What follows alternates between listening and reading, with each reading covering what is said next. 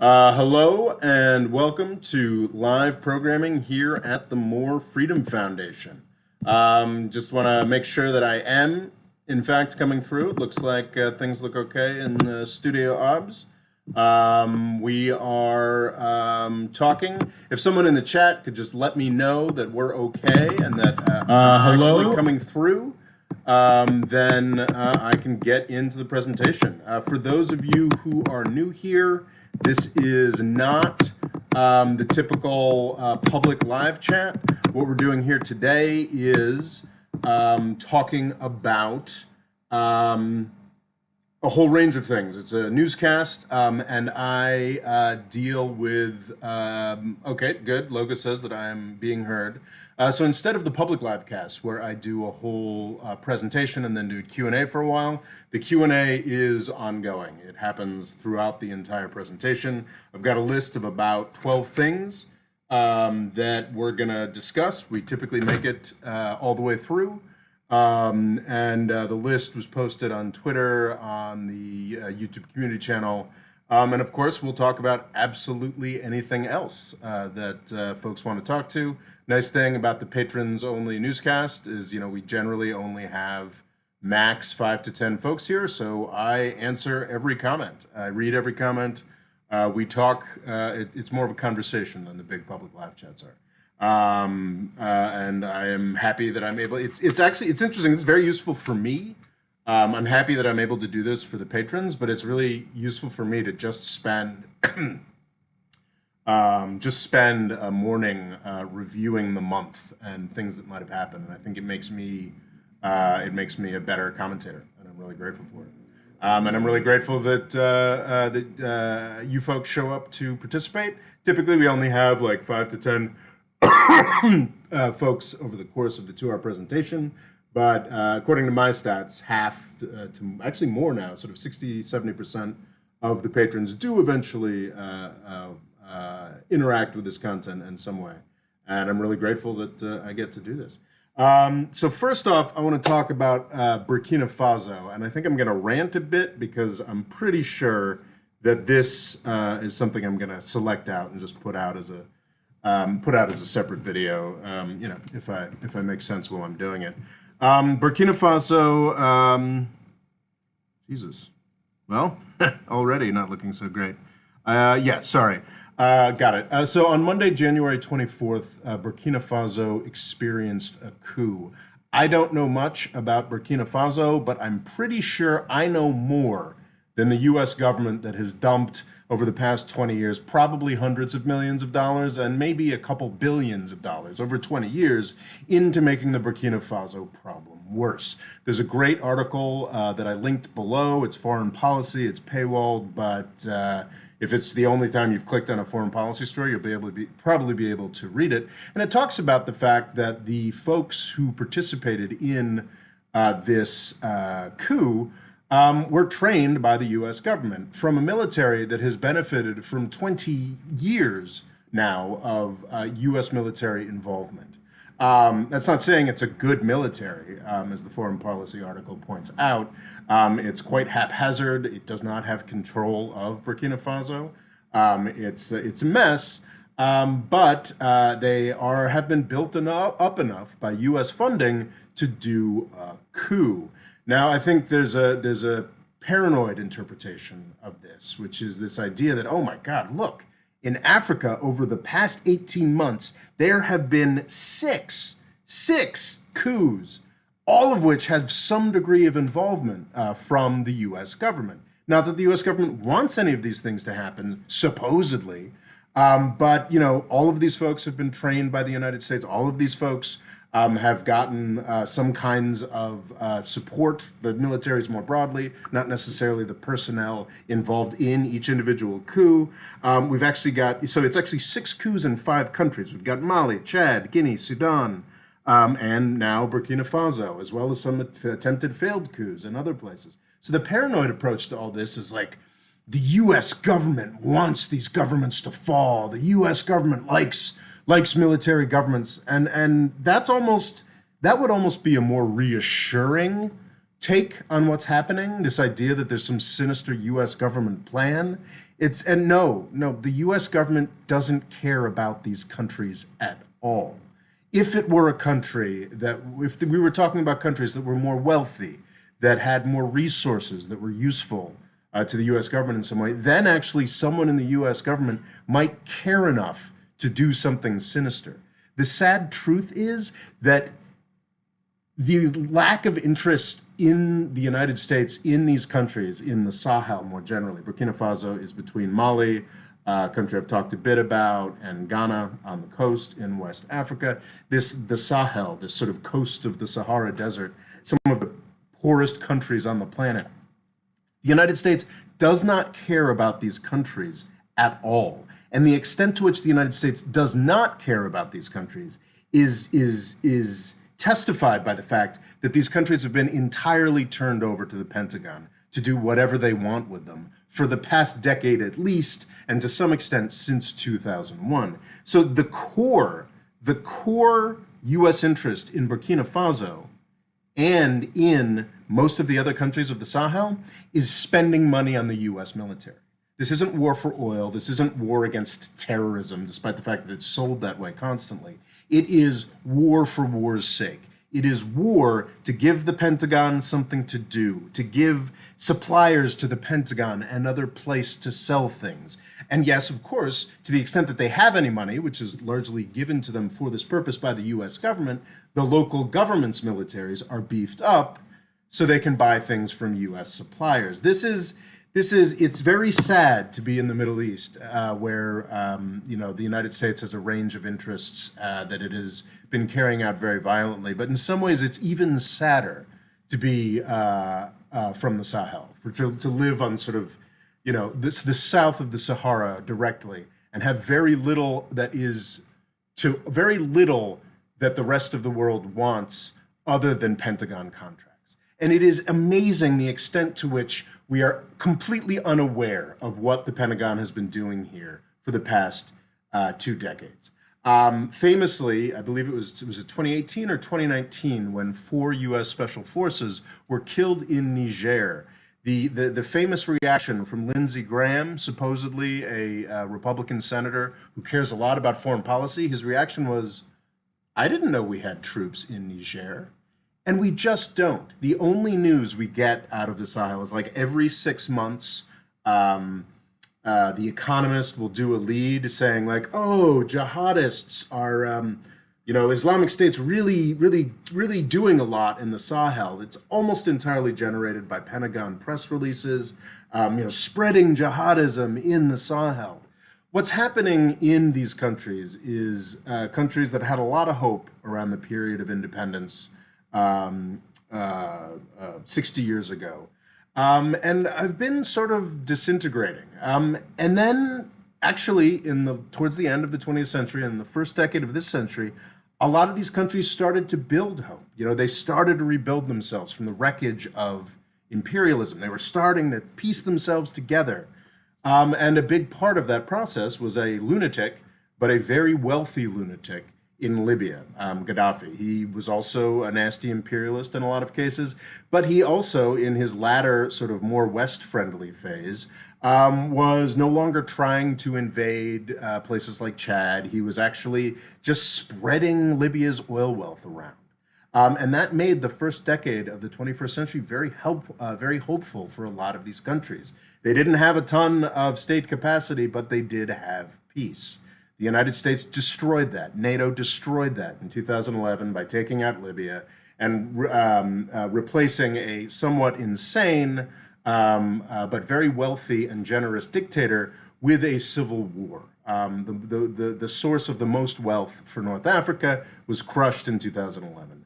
And there is no capacity in the Pentagon or in the State Department anymore to rebuild these countries in any way other than giving them money for guns. And it has been a signal failure. It is true that issues in these countries have just gotten worse and worse. Body counts have continued to rise. It's only characterized in the US press and by the Pentagon as jihadists. I think this foreign policy article does a pretty good job of pointing out that it's a hell of a lot more complex than that. There are ethnic tensions. There are just basic state failure tensions. Some of it is even climate induced. The big from Nigeria, I don't know, is Nigeria technically the Sahel? Probably not, because it's actually on the water, not just on the Sahara. But from Nigeria, in this band from Nigeria across to Sudan, the tension is between. It's an age-old tension that sort of ended in Asia in the 1600s, Asia and Europe in the 1600s, so we don't think about it so much anymore. But it's a tension between agrarian and pastoral peoples. Folks who make their living, with animals, and folks who make their living by farming. It's these really basic tensions that are portrayed by the U.S. military and all of the Western press that just can't bother to actually send somebody there to actually learn anything, are characterized as jihadism and rising terrorism, because if you characterize it that way, you can get more military contracts. More military contracts to beef up militaries that carry out coups. More military contracts to send U.S. Special Forces there and train people and kill random people who might have actually decided to call themselves jihadists because it made sense for whatever their ethnic or political agenda was, to affiliate with something scary and abroad. But a lot of folks who probably don't. The thing is, we just don't know who U.S. Special Forces are killing there. Are they actual jihadists? Are they a bunch of civilians? As we've learned recently in the Middle East, if you scrape the surface just a little bit behind the Pentagon's stories about who they're killing in Iraq and Syria, you find that it's mostly bullshit. There's nobody digging in to the Pentagon's stories.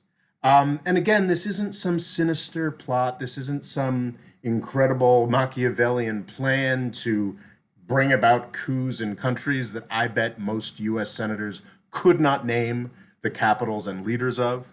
No, it's not. There's nothing sinister here other than the same defense industry gravy train. We just want to keep spending money, and clearly to no positive results. This is the outcome of 20 years of war on terror in the Sahel.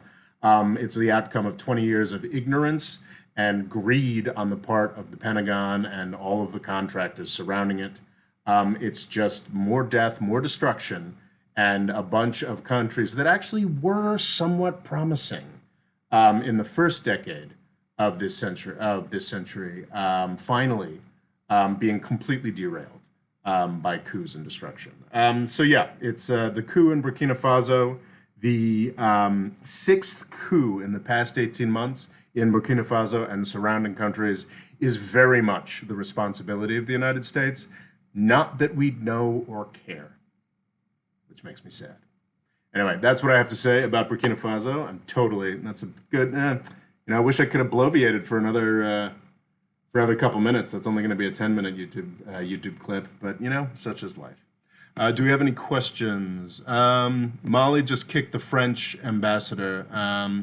Sounding fun, Robbie, okay? To anyone who hasn't joined the patrons, there's a Discord server.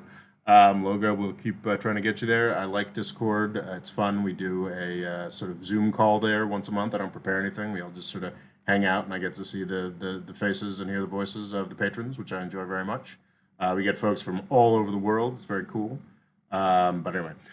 So Mert Mufti says, Mali just kicked out the French ambassador as PNG, persona non grata. I do not know why that happened.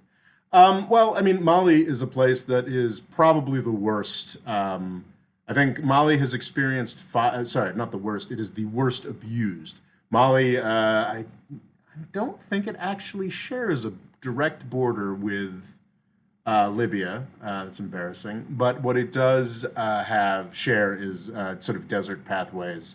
And Mali, after the NATO destroyed Libya, Mali almost immediately was destroyed. I remember in the first decade of the century, I had a housemate, sort of. He was the downstairs neighbor who was from Mali, and his stories about Mali at that point was renowned for being peaceful and stable, and poor, but fairly happy and on its way up. Mali, since its independence I was French, so that would have been 1960, I believe. Since its independence in 1960, Mali has experienced 3 violent military coups. has experienced 5 violent military coups. 3 of the 5 that Mali has experienced have happened in the past 10 years since NATO destroyed Libya. It was almost immediately after the destruction of Libya and its dissolving into a bunch of militia-controlled areas. So that was I think Gaddafi was killed in fall of 2011. By the beginning of 2012, the renowned peaceful territory of Mali had been overrun by probably folks that Gaddafi had been employing with weapons that were, used by the Libyan government and were now dispersing across the Sahel. Of course, the leadership of the jihadi marketed folks taking over Mali, they didn't come directly from Libya, but a lot of the people fighting there did. I did look into Libya once, and it's interesting that one of the guys in charge of one of the militias, was a really fervent jihadist in 2012, but back in the 70s, 60s, 70s, 80s, he was actually like a fervent socialist. Revolutionaries will grab onto whatever seems to be the current revolutionary justification or ideology. But the reason that Mali fell into disaster in 2012, that's the most direct result of NATO's destruction of Libya. The sort of gravy train got rolling in 2012. This bunch of jihadists, unleashed by France and the U.S.'s destruction of Libya, was defeated by French troops. It was seen as an early success, yay, of Western intervention in stopping a horrific situation that had been created by Western intervention. So the French have been in Operation Barkhane. It's not just the United States that has benefited. It's not just the United States military and associated military contractors in the United States. It is also the French military and associated French military contractors that have benefited massively from the past decade of destruction. Operation Barkhane, I believe it's called, has been an ongoing failure in the Sahel for the past decade now. This is actually now being acknowledged by the French and U.S. governments. I think it seems that even those profiteers and the French and U.S. governments can see what an incredibly humiliating failure this has been, or at least it would be seen as a humiliating failure if anybody in the Western press was paying any attention at all. So France is looking for ways to get out of it and draw the U.S. in more. The U.S. isn't that interested in being drawn in more, though actually in the new Biden administration with its new, they're out of Afghanistan, they're looking for something to do. It looks like actually, Biden administration may be a little more interested in getting into the Sahel than the Trump administration was. So that's an ongoing series of issues. But with the tension, Malians are obviously really angry about how bad the past decade has been and the series of coups. Mali has, I believe, had 2 coups in the past 18 months. Again, 5 coups since 1960. In 60 years, 5 coups. 3 of them have happened in the past decade. This is what U.S. and French military help has brought.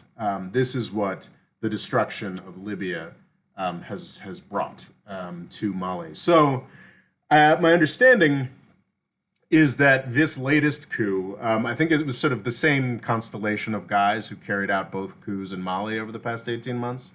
One of their ideological justifications, one that I guess I'm kind of sympathetic to, though I will never be somebody who supports military coups, is that the French have failed them and it's got an anti-French vibe to it.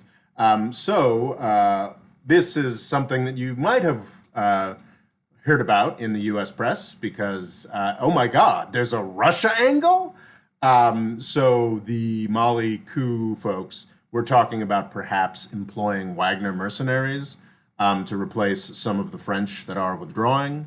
And I think maybe consciously knew that would create a tremendous tizzy. It has created a tremendous diplomatic kerfluffle the sort of hashtag resistance neocons in the United States, all of a sudden, after contributing to the murder of Mali and the Sahel over the past decade, now they want to get very particular about what kind of choices Malian governments can make as far as employing Russians or what have you. So that's the political controversy that's going on in Mali right now, and why the folks who carried out the coup might have kicked out the French ambassador. So yeah, that's it's a mess. I don't think we'll fully comprehend the true extent of the effects of AFRICOM until half a decade. Well, I mean, I would argue we've actually got a pretty clear picture of the impacts of AFRICOM at this point. AFRICOM was established in 2008, and by 2011, it was destroying an African country, Libya, that was the economic linchpin of the Sahel and North Africa. And that destruction has had incredibly negative impacts, not just in the Sahel, but across North Africa as well. Tunisian democracy, something we talk a lot about on this channel that I cared a lot about, failed on July 25th, 2021, after a solid decade of trying really, really hard with multiple peaceful transitions of power.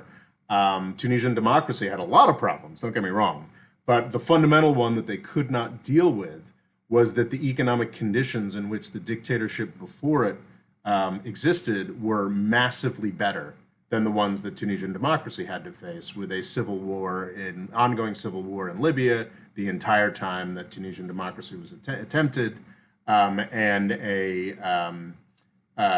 wars across the Sahel that the French and U.S. were doing nothing about other than profiting from. So yeah, that's what happened to the only functioning Arab democracy this century. So yeah, I think we're pretty clear that the effects of AFRICOM have been massively negative.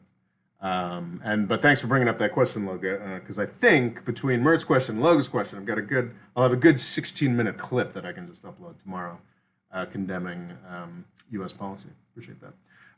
Mert says, I put the primary blame in Libya with Italy and France for the most part. We are to blame too, just not as much as those other ones. I think that I never want to be in a position where I am defending, the French or Italian imperialism, which is very real, very French imperialism more than Italian, obviously. Very real and worth complaining about. I do think there's a misconception put about a lot, actually by U.S. pro-military types, that Obama, he was because I think the famous they like to mock Obama by saying, he led from behind, which I think was the criticism about Libya, which was that David Cameron and what was Sarkozy's first name, the French guy. The French president at the time and David Cameron, the British prime minister at the time, they intended to, they were more the public face of NATO's destruction of Libya than the United States was. But if the United States had decided, you know what, it's just not going to do it, you guys have fun, then it wouldn't have happened. I think I've talked about this before. I mean, it was publicly, yes, there were U.S. and French planes involved in bombing, and nominally they took the lead, and we were leading from behind. But like the U.S. came in and cleared out all of Gaddafi's anti-aircraft stuff the night before the British and the French came in and did the public beginning of the bombing campaign. Like, it was very much reliant on the United States. France doesn't need the United States to be taking the lead to go beat up on Burkina Faso or Mali, or certainly militias within those places. Gaddafi was very wealthy. Libya was a very wealthy country. I actually looked this up in 2011. Libya was a richer country than Romania or Bulgaria, countries that are now in the European Union, and had actually some serious anti-aircraft stuff. So yeah, definitely the public face. And yeah, if it weren't for Cameron and Sarkozy really pushing the destruction of Libya, it probably wouldn't have happened. But if the United States had opted out, it wouldn't have happened either. Europe started the war, but they got as far as they did due to the U.S. Air Force destroying Libya's anti-aircraft weaponry. Thank you, Logo. You're way ahead of me. True, Logo Extreme. It must have been embarrassing when it leaked. They ran out of active, ready-to-fire cruise missiles by day 3, so we had to supply them. Jesus. Worst use of my tax dollars I can think of. Yeah, that is actually, yeah, that's what, I think that it's really unappreciated that one of the biggest effects of the U.S. war on terror is setting African economic and political and social life back a decade. That's what it is. Like, counterterrorism is the justification for imperialism that honestly, like, the 19th century European imperialists never even really had. So yeah. Also, Lucas, also why I roll my eyes when French and Italians whine about migrants on their shore. That's a very good point. The French and Italians did a lot to bring about the refugee crises.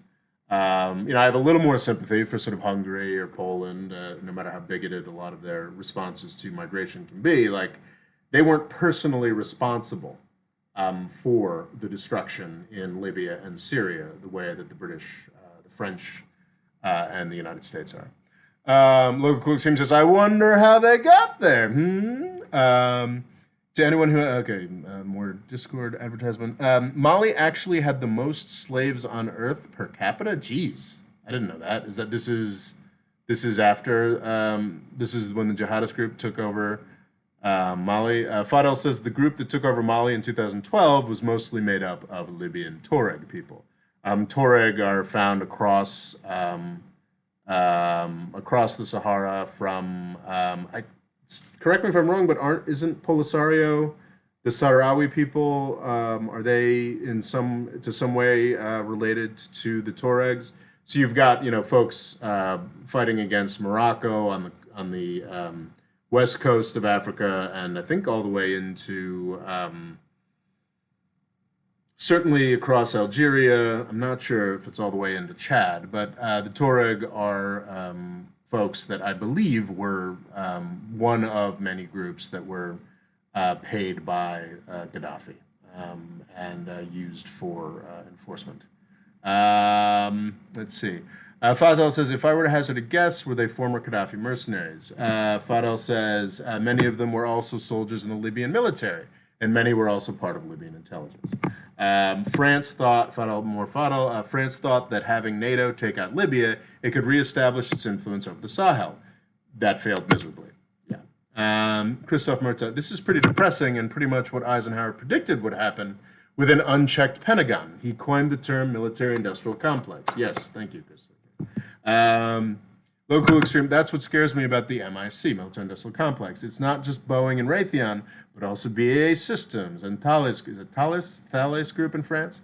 To what extent does it involve Russia and Chinese MIC? Well, we're finding out. What is the Wagner Group other than Blackwater? It's definitely Russia's military-industrial complex. I think one of the things that made Putin angriest about the 9/11 the 9/11 reaction was that the U.S. military-industrial complex didn't link arms with the Russian military-industrial complex to go play fun games in Africa and the Middle East. To some extent, he's just sort of a jilted lover on what could have been a great grift they could have done together. And of course, China is very open to that, as we see with this just standard war on terror propaganda and messaging that it uses around killing people in Xinjiang. Are they really killing people? No, they're operating prisons, and if you operate prisons, you're killing people. It's not Xinjiang is not a mass murder campaign yet. Let's see. A lot of the high-ups in the Mali military junta were born and raised in Libya, getting their military educations in Libya as well. Yep, interesting. My understanding of AFRICOM was that it was only significant post-Libya. No, AFRICOM was established. It's also worth pointing out AFRICOM is based in Germany. AFRICOM was established in 2008. Not that there weren't already programs in Africa related to the war on terror, but because of those programs, some bright folks in Washington, D.C. were like, well, we should have an Africa command. It's funny, honestly, it was probably sold as like a social justice measure because, gosh, Africa is the largest continent on Earth. Why doesn't it have its own U.S. military command like all the other places do? Which is also very depressing. Christopher Murtaugh, it's probably telling that Eisenhower would almost certainly be more aligned with Bernie Sanders than the current GOP leadership if you were around today. Well, yeah, I mean, because a lot of what Bernie considers, a lot of what the scariest aspects of Bernie's socialism were aspirations and approaches to what government responsibility was that was quite normal for Eisenhower and even Nixon. I've talked about the FDR era and then the Reagan era. And yeah, I think that's exactly what, yeah, I think that's actually right. It's funny, I read that, Christopher Murtaugh, and I was like, that doesn't sound right. I was like, no, yeah, actually, yeah, like Eisenhower would definitely be closer to a Bernie than he would be to a Hillary Clinton or a Jeb Bush or Donald Trump. As far as his conception of what the state owed to its people. If you look at that military-industrial complex speech, he's quite explicit. He's like, I'm not sure if that actually was that the speech or was that a different quote, but there is an Eisenhower quote where he's like, yeah, every bomber is like a school we don't open. Every aircraft, it's not exact, I'm paraphrasing, every aircraft carrier is like a poor person who doesn't get fed. Yeah, I think Eisenhower's conception of what the U.S. government should do without that, the intervening 60 years of warmed over Reaganism was, yeah, probably a lot closer to Bernie Sanders than any other current political figure. Logan Cool Sim says, in defense of Africa, I can't believe I said that, I blame the decaying of Tunisian democracy more to COVID and Gulf shenanigans. I'm not sure I'd go that far. I think if Libya had been there and wealthy and the COVID, but of course the destruction of Libya is very much about Gulf shenanigans. And before COVID, I did a pretty deep dive on Tunisia last year, and there was never a point where things were looking happy and shiny. COVID was like they were finally coming out under the horrors of Islamic State terrorism, basically. In 2015, there was some really big, charismatic, photogenic, horrific terrorist attacks basically on the Tunisian terrorist industry, where a lot of Brits and Europeans were killed. And then that crushed a lot of the hopes of Tunisian democracy, and then maybe they were finally working their way through that, but they'd never really consolidated any kind of trust in the system, any kind of efficiency, because they just never had the money to do it. And the main reason they never had the money to do it was the destruction of Libya. So yeah, I agree that COVID and the Gulf shenanigans were a big part in the demise of Tunisian democracy July 25th of last year, but the destruction of Libya is probably the big one. But also, you're right, in defense of AGCOM, it's also just oil prices.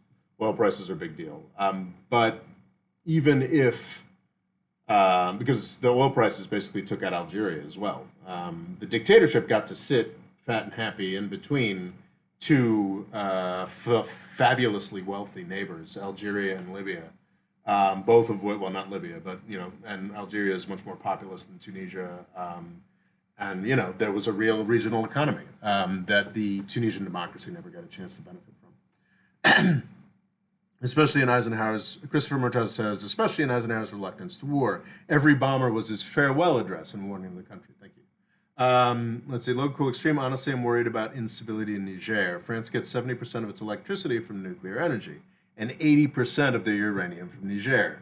If a coup were to happen, it could disrupt EU electricity. Well, that's a horrible scenario and probably very worth worrying about, Loga. Whoever's in power in a place, this is sort of just a general critique of sending militaries in to establish stability of supply. generally speaking, anybody who's in power in a place is going to want to be making money from selling those resources.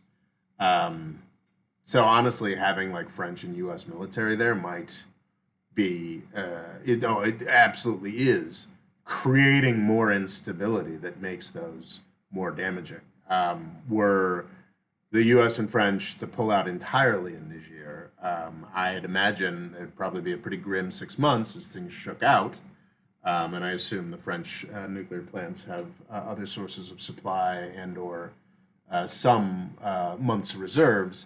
But by the end of those 6 months, you'd have some kind of place that could, some kind of order that could be asserted and, hopefully evolve into something better rather than this just sort of constant gravy train for the French and U.S. militaries. Christopher Murdra, if you haven't seen Eugene Jarecki's Why We Fight, it was pretty eye-opening for me. I knew pretty little of early mid-20th century politics when I saw it. Christopher Murdra, so how does the electorate take control over a rogue Pentagon now? It almost feels hopeless. I don't think it's hopeless. I think it was successful in Syria. As bad as things got in Syria, they could have been worse with U.S. soldiers there. Look at Idlib right now. It's basically jihadistan. The U.S. military could have gone in there and created jihadistan everywhere. That's a good thing. That was something that we averted. I think, Biden something that pointed us out recently, despite the U.S. Sort of general foreign policy community and media going absolutely apeshit, just excited, so excited about the prospect of war in Ukraine. Biden, I think, did a lot. Might have actually granted one of Putin's biggest aims, but I think good. I'm not bothered by that at all. Biden simply said in a press conference, "We're not going to war over Ukraine." And I think that actually that might have been rather clarifying and disturbing to Zelensky and certain factors in Ukrainian leadership. May have been exactly what Putin wanted by starting this thing and sort of proving to the Ukrainians they couldn't really rely on the United States. But that's a good thing. And I think that we're already beginning to see we're not in Afghanistan anymore. That's amazing. We're not in Afghanistan anymore. And all the media and government forces who desperately tried to make that continue, desperately tried to get us back in there, failed. It's irritating that the foreign policy establishment still has the power to brainwash everybody into being super worried about Russia and Ukraine like it's our business, brainwash everybody into thinking the Afghanistan withdrawal was a failure. But positive things are happening. We're not in Afghanistan anymore. We haven't managed to start a new war yet. The Taiwan thing that was supposed to be a big thing, nothing happened. Let's see what happens on February 20th. The Ukraine thing that was, supposed to be a big thing, it's been 3 months now. Nothing's happened. I don't think it's hopeless. I think we're actually seeing real progress. I think we just need to keep shouting from the mountaintops just how insane all this is. I wonder if Germany's reluctance to turn nuclear energy is in part a fear of having France in control of access to cheap uranium. On one hand, it's disappointing to see them prioritizing geopolitics over the ecosystem. On the other hand, I generally sympathize with the sentiment of fuck France. Don't we all? I love France. It's a beautiful country, but it's also fun to antagonize the French. It is good to hate the French. Is that Homer Simpson? Anyway, okay, we've successfully made it through one thing in 40 minutes. We should probably move on. The Houthi terror scam. Honestly, this is, thinking about it, I have a lot of rage. On one level, I have a ton of rage over what Biden has failed to do for Yemen. There was a lot of promises made about, we're going to back off, we're going to stop the Saudis doing this horrible mass murder. And now, of course, that Biden is in power, any pressure there was on ending U.S. involvement seems to be dissipated. You've still got some folks in the House like Ro Khanna who are like, well, you know what's happening in Yemen? It's not Trump doing it anymore, but it's still fucking horrible. But like Chris Murphy, the big Democrat in the Senate who was talking about it, seems to have backed off. And yeah, like during the Trump era, like MSNBC actually ran a segment on how evil what we were doing in Yemen was. Actually, I think Mehdi Hassan might still be trying to, fight the good fight on that, but it's not. Chris Hayes certainly hasn't done another segment, yeah, it's just we're back. It's really dispiriting because it feels like we're back to 2017. What happened on the ground to change that, to make people pay a little more attention to the horror in Yemen, was on January 17th. I did. I wrote January 17th. The Houthis nominally carried out an attack on the United Arab Emirates. It's would seem strange.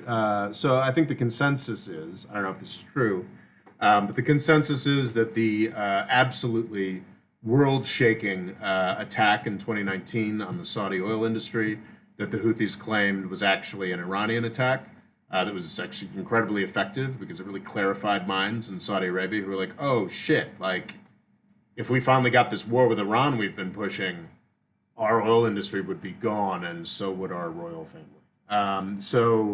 That was supposedly more Iranian involvement. I was reading a little bit that seems like this might actually have been more Houthi, of course, with technology that the Iranians provided. But yeah, they attacked an oil installation in Abu Dhabi on January 17th. As I've emphasized multiple times, this is not terrorism, this is retaliation.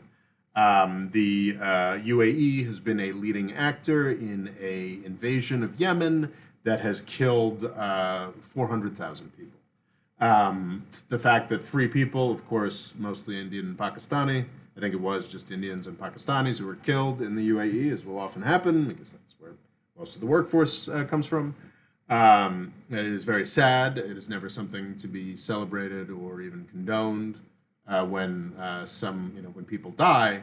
But it's also real hard for me to, I think morally, not just real hard, morally indefensible to call what the Houthis did there terrorism when you consider that the UAE has been bombing Yemen all the time.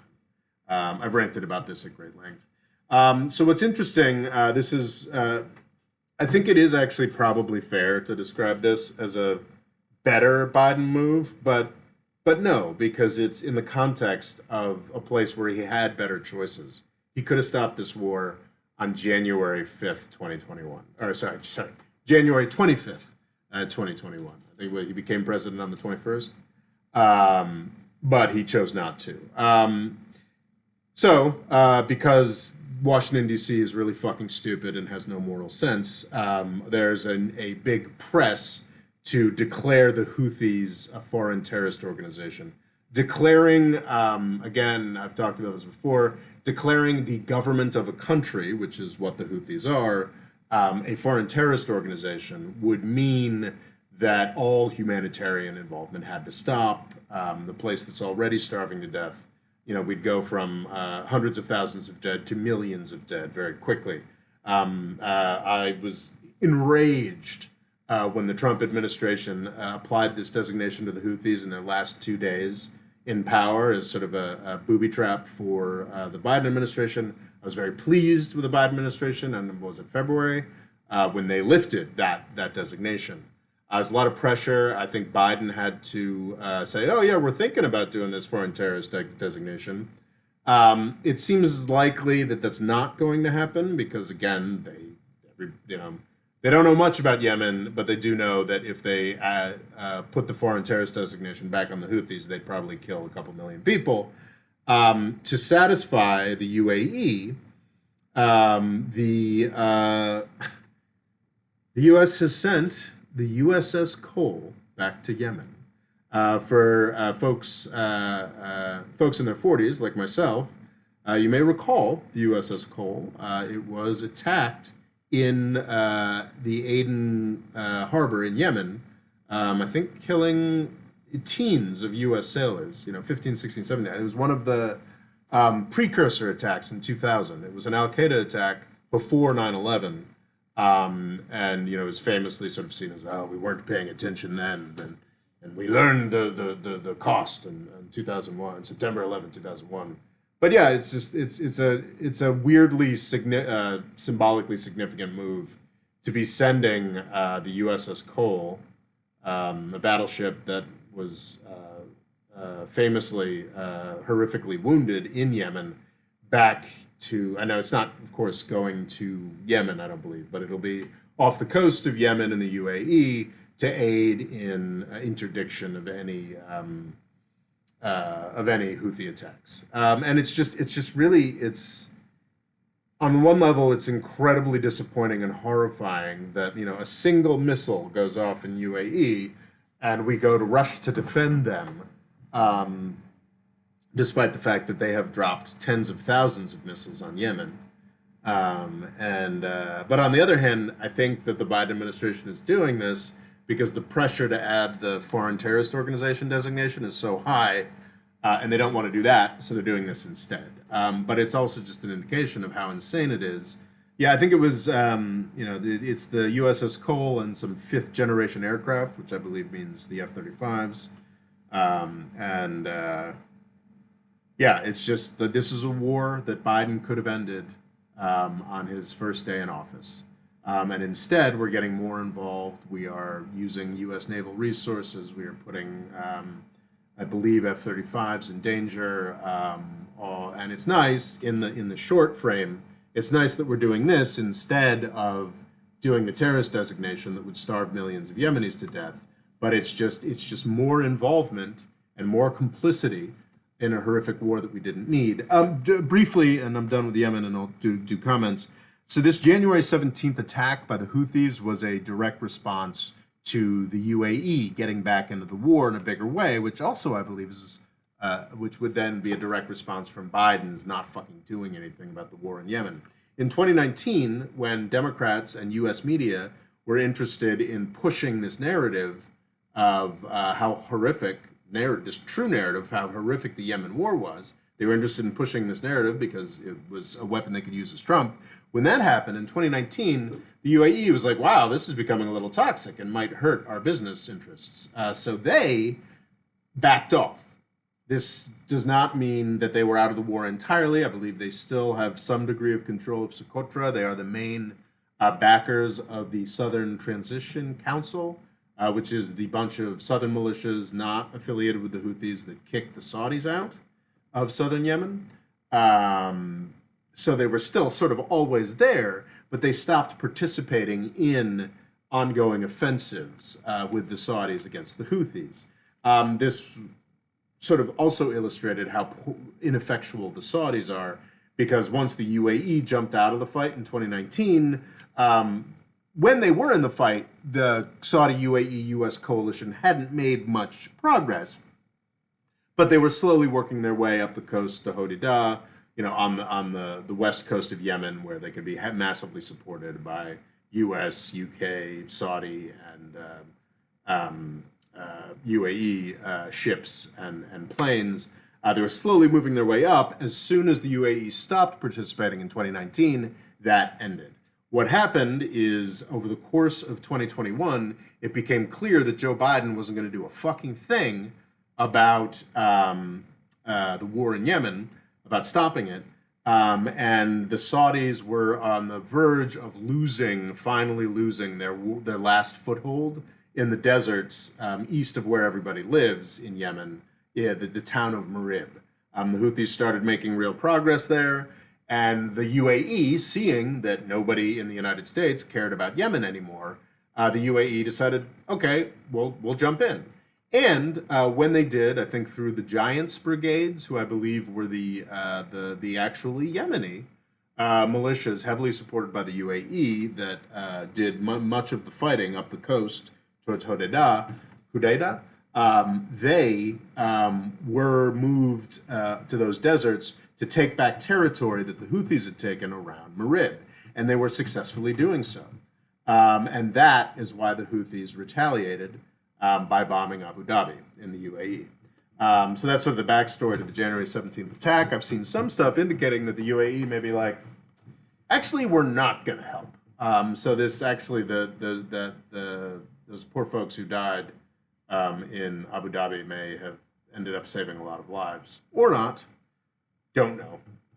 So yeah, Yemen continues to be incredibly disappointing. Local says, I was talking with Fadl the other day, and we were discussing how fortunate it was that Islamic terrorism greatly subsided after the advent of long distance cheap drones. I think that was important. I think also the fall in oil prices was very important, as I've talked about. Also, I think just a certain sense of fatigue. The Islamic State was a really colossal failure. And its brand still has some cachet, but it's the place that it's the entity that finally realized the dream of Arab unity, and then lost it very quickly. Was rather quickly crushed by a U.S. government that really didn't want to fight it, and at horrific cost in cities like Raqqa and Mosul. So I think it's been made pretty clear to at least any literate Arab or Muslim that the Islamic State does not, and jihadism more generally, does not provide any kind of answer. Just as I think we're going through a period where that is being as fundamentally discredited as Nasserism, and the first wave of sort of pan-Arab unity, Arab nationalism was discredited in the 60s and the 70s by losing those wars against Israel. But yeah, no, I think. Oh no, I'm sorry. So the point you're making is that it's good that it didn't subside because of the advent of long distance cheap drones. It's just that it's good that it subsided. Because if actually the Islamic State were still, killing it, so many different ways that we'd have seen drones. Well, yeah, we probably could have seen drones raining down on Istanbul. I think I'm sure we did see drones raining down to some extent. Islamic State drones, to some extent, involved in the Islamic State and dropped on Aleppo and Damascus. There is a key distinction here between the Islamic State, though, and the Islamic State and the Houthis. So the Islamic State owed its existence to the United States, of course. It was a U.S. proxy. It would not have, it was heavily armed by the United States in the effort to take down Assad. I don't think consciously, but obviously, we were arming people who were literally fighting alongside the Islamic State. So, of course, those weapons ended up in Islamic State hands. And part of the reason, even with the fanatical dedication they had, and reportedly a lot of organizational capacity that they got from the de-Baathification process in the Iraqi military, they didn't have any serious. Once the United States figured out how much money they could make by bombing the Islamic State rather than arming the Islamic State, they didn't have a serious state sponsor. They had they were their own state supported by nobody else. And they were always a rather precarious state. There are two factors that the Houthis have that the Islamic State did not. The Houthis are a real institution that have existed for 20 years. The Houthi movement started fighting the Yemenis and the Yemeni government and the Saudis in 2004. I think there's 6 wars against the Houthis. And during each of these wars, the Houthis got bigger and controlled more and more of Yemen. And that's from 2004 through 2009. So the Houthis have controlled the government of Yemen and the vast majority of the people. I think that the Islamic State, I think at its most massive extent, constantly being chipped away at and battled. I think at its widest extent, maybe the Islamic State controlled 15 million people, and that was always incredibly tenuous. The Houthis have fairly solidly controlled Yemeni population and mounting to 25 million people for 7 or 8 years now. And before that, had a long period of time growing up under its own resources, its own self-sufficiency. And certainly since the Saudi invasion, to some much more limited extent before, they have the support of Iran. So I think that the Houthis, even if the Islamic State were still around today and still had the territory that it had, I don't think it would have the drone technology and the drone technology and the state-supported technology that would be necessary to like pull things off, like because it's quite extraordinary that the Houthis, and it's obviously with technology they got from Iran, that the Houthis were able to get a drone all the way from Yemen to the UAE. I mean, that's I don't know, but I assume that's over 1,000 miles, or hundreds of miles anyway. Christopher Montrose says, at what point are the Houthis retaliating and not also terrorists, like the IRA, PLO, PKK, and other times and places? Clearly, the Saudis and UAE are war criminals here, too. Of course, the Saudi UAE are war criminals, but the Houthis are a state actor. I mean, this is something that a lot of people don't want to say, but I think the Houthis are the government of Yemen. And they are retaliating to ongoing mass bombing. Like the IRA, which I think is fair to call a terrorist organization, was responding to a little bit of police brutality, not like the deaths of 400,000 Irish people. No, I mean, to be clear, the British in Ireland did nasty, nasty things. But it's just on a completely different scale of what the Saudis and the UAE have been doing to Yemen. So if the Saudis and the UAE can bomb civilians in Yemen with no consequences, then the Yemenis, the Houthi government at war, can bomb civilians. I believe so. I assume they were trying to take out it was a oil installation. These are nations at war. Yemen and Saudi Arabia and UAE are at war with Yemen. They have killed 400,000 people. They are bombing supposedly useful targets, but often indiscriminately. The Houthis tried to take out a UAE petroleum institution, which seems entirely fair, seeing as how the UAE and the Saudis are blocking oil from Yemen that it needs to survive. If the Houthis are terrorists, then the U.S. government that destroyed Dresden and Hiroshima is terrorist. The Houthis are a state, not a group like the PLO or Hamas or the PKK. They are a group that control the state. So I think that's the important distinction here. Local Stream says it's so sad that the best chance for the war in Yemen to end would be to convince MBS to end it. Yeah, for sure. I think MBS probably believes that his legitimacy would be undermined by the end of the war in Yemen. That couldn't be portrayed as a success for Saudi Arabia, which makes sense because yes, he was the main motivating force.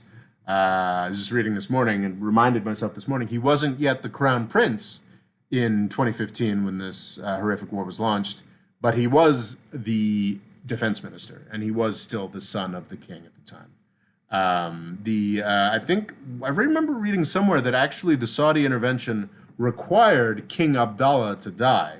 Because I think it was in 2015 when King Abdullah died and was replaced by King Salman, MBS's father. That actually had to happen because King Abdullah knew that it would have been fucking stupid to get involved in Yemen because he remembered, God, all of them remember, how badly the Saudis mauled Egypt when they tried to invade and take over Yemen in the 60s. Whereas King Salman was apparently willing to allow his darling boy to do what he wanted. Let's see here. Fadel says the House of Representatives, this is Libya news, the House of Representatives is currently trying to replace the Government of National Unity, right, with Haftar Salah loyalists spearheaded by Fatih Bashaga, who was Dabiba's main rival for the interim PM position when the GNU was getting formed. So, Fadel, I'll ask you, because I have not been following this enough. So does this, how serious is this House of Representatives attempt? And is this the start of war in Libya again? Is that Is that where we're at now? I have not been following this, Fadel. I apologize. But yeah, so that where we're at, Fadel? Are we gonna is this the final demise of the peace process we've been so excited about for the past year? Or is this the House of Representatives finally pissing away what little legitimacy it has left? That would be the more happy result. But yeah, we'll hear more from Fadel as the presentation continues. The local extreme says, Fadel, at this point, the sooner Libya had a fair election to its capacity, the safer Dabiba will be politically. Fadel says, by properly enforcing the current election law, Dabiba, Haftar, Saif al-Islam will all be ineligible to run. Yeah, for those, just quick review, Libya, as I mentioned earlier in the presentation, horrific failure by NATO and the United States. Finally, I think because everybody got really sick of primarily United Arab Emirates and Saudi, also French, Russian, Italian, no, not Italian, and other pawns. Most people got really royally sick of Haftar, the strong man in the east, who was supported by Trump as well. And his offensive on Tripoli. We finally got enough pushback and international involvement to get a real peace process and an interim prime minister for Libya in the spring of 2021. That process that was supposed to be an election this past December for president, it's not going well. That election was not happened. I don't believe the parliamentary elections have happened either, right, Fado? And Lokum Sim asks Fadel, what of Saleh and Bashaga? Fadel says, Abiy Ahmed is calling for the African Union to get a permanent seat at the Security Council. I like that idea. I mean, good fucking luck. So this Ethiopian Prime Minister, Abiy Ahmed, is talking about getting the African Union a permanent seat on the U.S. Security Council, which honestly sounds awesome to me. It would be phenomenal because I think a lot of what the Security Council does is sort of issue proclamations and send troops to police things in Africa. So I think it'd be great if the African Union had a veto on that sort of thing. Would it tend to make the UN even less relevant if it's harder for the U.S. to exert its will through it? Possibly, but that also sounds like justice to me. But also, I don't think there's much chance of that happening. Final fair request. Let's see. Yeah, fair request. As does India. India wants to see as well. Fado says local cool extreme. Those guys have no support anyway. Bashaga was polling at like 1.5%. That's good. So maybe the HOR does not have. Let's see. Local cool extreme. Should France and Britain lose their permanent seats to the UN? Man, that's a great question. I think yes. I think that the EU should have a seat at the UN. But I also think it's probably a little too early for that, to be clear. Because I think the EU has to get its fucking head out of its ass, figure out whether it has unified policies on anything. And then, once that has happened, 20, 30 years from now, then I think France and Britain should lose their seats to the EU, which of course mean that Britain would have no representation. Sorry, the EU should lose their seats on the UN Security Council, which of course mean that Britain has no representation on the United Nations Security Council, which I am just fucking fine with. They've got a special relationship with the United States. We'll look after their interests. But yeah, I think the EU has to figure out what the hell it's about from a foreign policy perspective before it can take over the French and British seats as it should.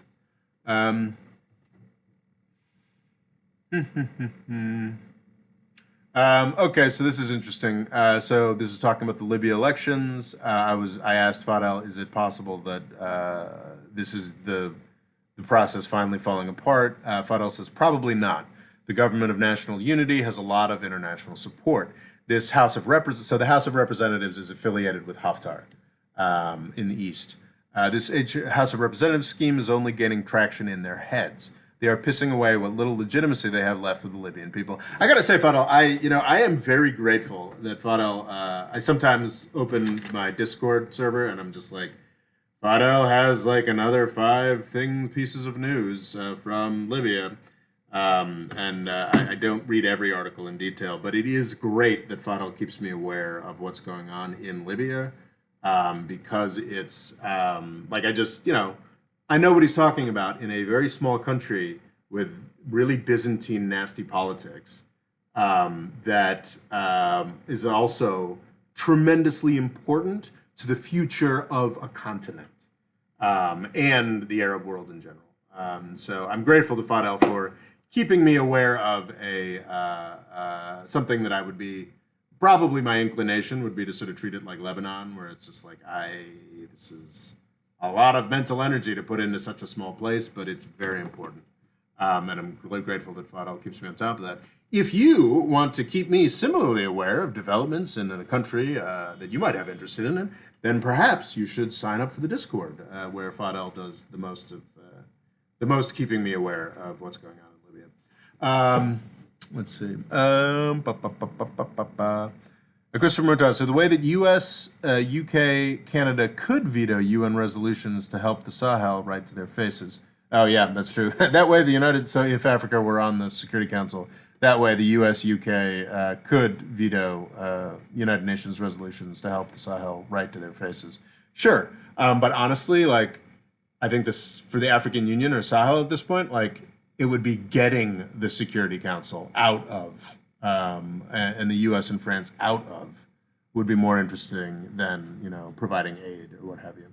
Aid or comfort.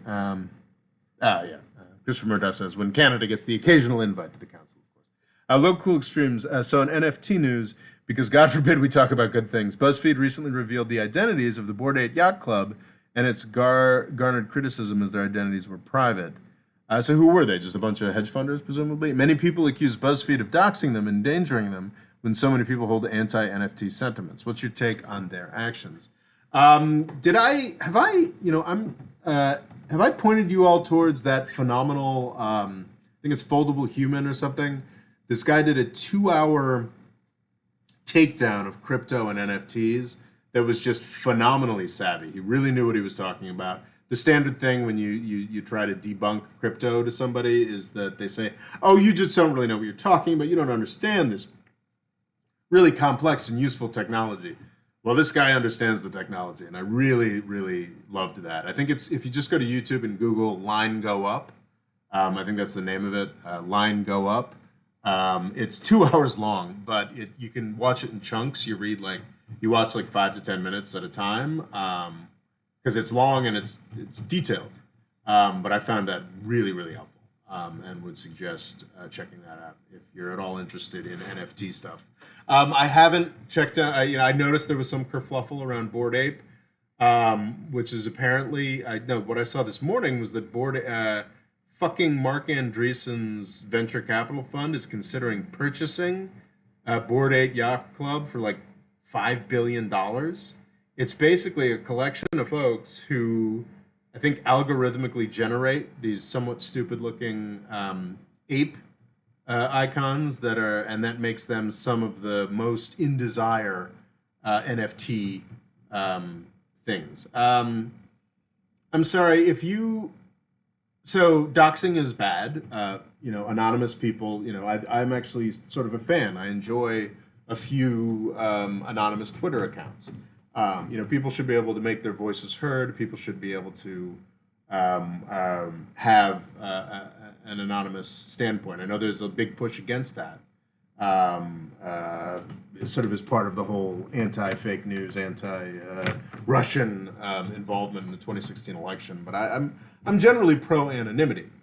I am not pro-anonymity for the folks who are driving a economically, systemically significant speculative bubble, which is what the NFTs are, and are potentially in talks to sell their pyramid scheme for billions of dollars. And I think that's sort of, there are aspects of the internet like free speech and anonymous free speech, I think, is a value worth preserving. The ability to completely anonymously mint securities that are sold for hundreds of thousands, in some cases millions of dollars. I believe these Bored Ape NFTs, I believe, are being sold for that kind of money. To have that significant a position and then and somehow retain anonymity, no, that's not something I care about. If you're someone who's going to be potentially a billionaire, if you're a billionaire who operates a grocery store that's fully regulated, and maybe you do have some right to privacy and you can probably afford it. If you are engaged in, manipulating is a loaded word, but if you're engaged in certainly creating and being, if you're engaged in financial market manipulation to this extent, then yeah, people have some right to know who the fuck you are. So yeah. That's what I have to say about that and NFTs. The crypto thing, it's just goddamn fascinating, and it really is deeply disturbing. I think I did, I think I'll serialize the videos I did on it this time last year on the crypto stuff on TikTok, because actually on both TikTok and YouTube, I got the pretty clear impression that nobody wants to hear me talking about cryptocurrency. But it is kind of fascinating, and it is absolutely an aspect of geopolitics. So NFTs sound like a scam from Breaking Bad. I think that's entirely fair, Fado.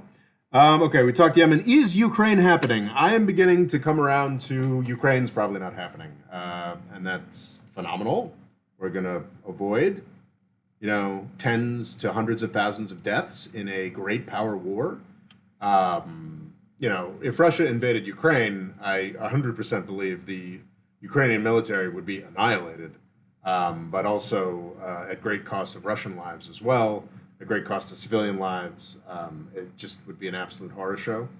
And it would be for the best for everybody if that didn't happen. It will break the hearts, however, of a lot of U.S. media, U.S. government folks who have done a lot to bring about this possible confrontation. Zelensky, the president of Ukraine, actually recently said, like, hey, like, could you back off a little in U.S. media and government? Like, you guys are really, like, you're really, like, making the situation worse and making it more likely that something horrific happens. And it's quite, it's interesting. I thought, maybe I shouldn't have listened to some friends, and I was like, oh, this seems like a real possibility, and I took it seriously. But I'm still take it seriously enough that I'm not gonna do a public video saying like this isn't fucking gonna happen, though I really kind of want to.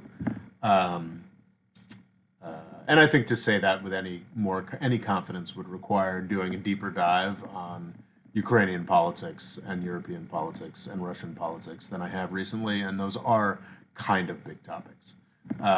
So yeah, I don't really think I really don't think it's going to happen. But I still think it's possible that it could happen, and I really hope it doesn't. Let's see. Christopher Murtaugh says, can we believe the U.S.-UK claim that they have evidence of Russia planning a false flag operation to justify invasion? Absolutely not. You can't believe anything that the U.S. government says. Russiagate, Russian bounties in Afghanistan, weapons of mass destruction. Was there some other recent ones that have just been completely... Oh, yeah. How about, oh, yeah, we bombed ISIS. Sorry we killed that family in Afghanistan. But really, we were bombing ISIS, and then you investigate a little further. Oh, yeah, oops, yeah, I guess there was nobody other than that family we murdered. Yeah, you can't trust if you can't trust the U.S. intelligence community on anything unless there's actual declassified information. Yeah, the whole like sources and methods is true. You don't want to give away sources and methods. But if they have something that's systemically important enough that they want to bring to the people, they can blow some sources and methods. I think at this point their credibility is dead. I mean, I don't necessarily. I think someone rightly. I think somebody in characterized that story. A journalist talking to Ned Price, is he the State Department spokesman? One of the Biden administration's media flacks compared what the story to an Alex Jones false flag story. And I think that degree of hostility is something we absolutely need from our journalists and is completely warranted. But I'm not entirely certain like that's like I mean, it's entirely possible that the Russians could be cooking up some fake cinematic reason to invade. I don't think it's super likely. I mean, because would it even? Yeah, I mean, it might be necessary because I think Zelensky, despite talking a lot about how he was going to wipe out those enclaves. Don't quote me on that. I'm not sure if he was. I think there were credible threats made by Zelensky towards the breakaway enclaves that the Russians support in Ukraine. But at this point, where things are currently now with those troops, I don't think he would consider attacking them. So maybe, yeah. So if the Russians wanted to invade, then yeah, maybe they would need some kind of false flag thing. So yeah, so like, you should never trust, especially after the past 5 years, you should never trust anything the U.S. intelligence community tells you about Russia without further proof. Their credibility has disappeared. Number two, however, like this prospect of like Russia attempting to organize some kind of false flag thing to justify an invasion of Ukraine, of course. Because at this point, Zelensky isn't going to be fucking stupid enough, as unfortunately Saakashvili in Georgia in 2008 was stupid enough to attack the sort of Russian-supported enclave and lost majorly because of it. Zelensky at this point isn't stupid enough to attack those enclaves at this point, I don't think. So yeah, Russia might. That actually does seem plausible that Russia could try to do some kind of false flag thing. So yeah, it's plausible. But like, should you trust the U.S. intelligence community when it tells you that's what Russia's doing? Of course not. Let's see. Have you gone back on your statement of Russia just being a regional power and now is a great power again? No, definitely regional power. I mean, what can Russia do in Asia? What can Russia do in the Americas? Yeah, no, Russia is a regional power. It's just a very important region. You know, it's sort of at the heart of Eurasia.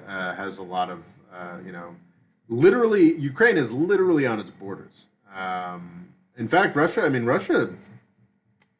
A lot of the reason why I still see the possibility of Russia invading Ukraine as plausible is because Russia is the real.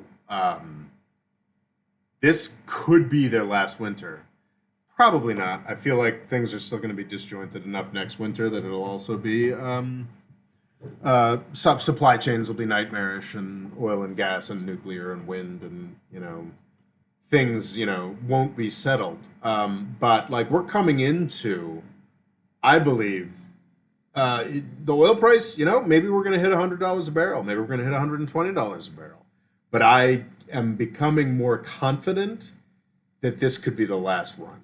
Like this could be the last, whether it's for another 3 weeks or another 3 years. I don't think it'll be 3 years, but I think this is probably the last serious run up in oil and gas prices. I mean, have you guys seen like how? I mean, we're talking. I think in 2022, people are talking about 20% of auto sales being electric cars. So that means, keep in mind the sales in 1 year don't matter. You've got a worldwide automotive fleet with cars that were bought this year and some that were some that were bought 100 years ago. But by and large, you've got most of the world's auto fleet is built within the past 10 to 15 years. So you're going to need 10 years of 20% of electric car sales till you get to the point where you have 20% of cars are electric. But if you get to the point where 20% of cars are electric, like, I mean, Russia's gonna still be there, but like its potential of like holding Europe over a barrel for gas and oil prices, its discretionary cash for its military machine is just over.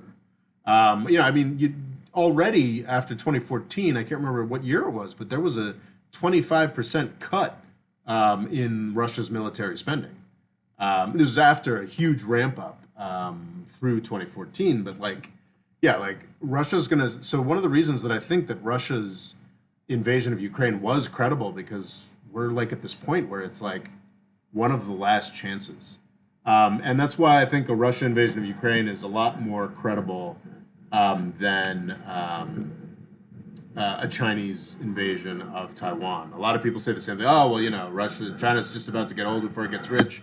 But like China, like has a lot of resources and is trying to do a lot of things. And why would they invade now when they're still continually reliant on oil and gas rather than 10 years from now when their oil and gas dependency in southern China is completely replaced by nuclear? Whereas with Russia and Putin and like the winter of 2022 and maybe the winter of 2023 are like the last chance for Russia to exert, to settle things with Ukraine in their benefit. So no, I do not think of Russia as a great power anymore. I think of them as a regional power and a fading one. Local extremists. So let's assume the worst. Say we're all wrong and Russian tanks march into Kiev. What should U.S. action be? What U.S. action should be would be nothing. I think the U.S. will. Would I be against this? Yes, I would be against this because it's the potential of nuclear war. But the U.S. absolutely will if Russia attempted to occupy Ukraine, which I don't believe. I think Russia would destroy Ukraine's military, annex the Russian-friendly republics in Ukraine's east, and attempt to force whatever's left of the Ukrainian government to make some kind of big concession as it attempted to consolidate power on the coastline, maybe all the way to Odessa. But like, I don't see, there's some fantasies about the U.S. Funding an insurgent movement. And if Russia did try to invade and occupy Ukraine, I would support that, I think. I don't know. Well, maybe I don't know. I'd have to think about that a lot further. But like, yeah, if Russia tried to invade and occupy Ukraine, fuck yeah, we should support an insurgency.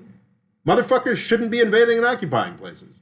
Just like Saudi Arabia and the UAE shouldn't be invading Yemen, Russia should not fucking be invading and occupying Ukraine. I think we would and should support an insurgency. I think Biden has already made it clear, and that may have been enough to satisfy Putin's aims that, we're not going to fight a war with Russia over Ukraine. And I'm grateful for that. I think that's a good move on Biden's part. But yeah, if there were some kind of long-term occupation, which I absolutely do not expect, I think an invasion is possible. A horrific military conflict that kills hundreds of thousands is very possible. I do not believe a long-term occupation of the majority of Ukraine is possible for Russia. But yeah, I think mostly what we'll do is we'll just sort of complain a lot. I think we will probably put like a whole bunch more troops in the Baltics, in Romania, in Poland.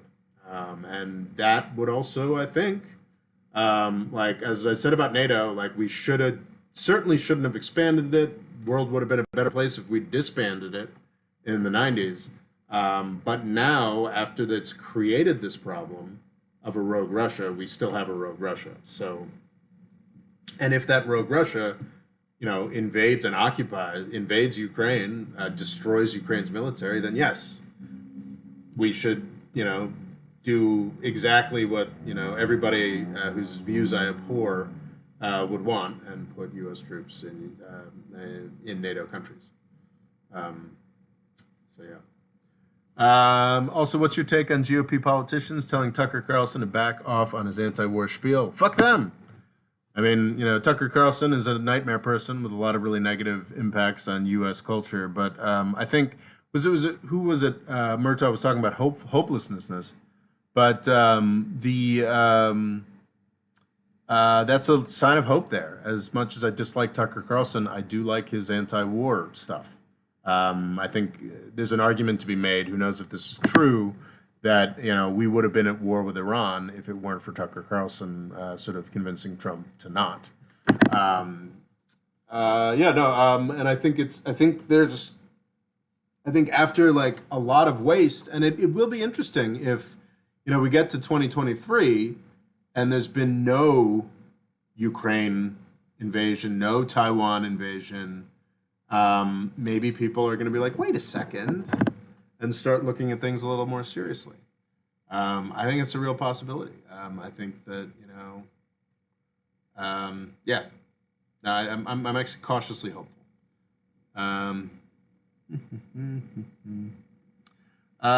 Scott Locke says Russian-German pipelines made an invasion very unlikely, in my opinion. The opposite of what the U.S. said. I think it's a very good point, actually. It's like, because obviously the Ukrainian response, if, the last thing that the Ukrainian military would do before being utterly destroyed is blow up every pipeline across Ukraine. And of course, Russia has Nord Stream 1 and Nord Stream 2 in order to get its gas to Germany. But it also likes being able to get its gas to Southern Europe. And that's something that it still needs to do through Ukraine. So yeah, that's a very good point. Chris, so with all the false flag story all over the media, can we say now we have a military, industrial, media, congressional? Yes, absolutely. I should do more videos in this vein, but in my military industrial complex series, I think there's a video called "What is the Military Industrial Complex?" I put out what is the military industrial complex? If you just search that, it should come up. Or actually, no, my playlist. It's like at the top of my military industrial complex playlist, which you can find on my playlists. I call it the metastasized military industrial complex because it's not just the sort of iron triangle of the Pentagon, the defense industry, and the U.S. Congress. It's now everything around it. It's universities. There's amazing academic work going on. The foreign policy article linked in the description is an example. But there's also like a really strong connection between the Defense Department and our most prestigious universities. Is it the Hoover or the Hudson Institute that is basically just a branch of Pentagon plus neoconservatives sitting on Stanford University. The Kennedy School of Government is exactly the same thing at Harvard. That's definitely part of the metastasized military-industrial complex. I think check out that video. I'm very pleased with that. Maybe I should do more. It's been 7 years since that video. Maybe I should do some more broader definition in longer form again.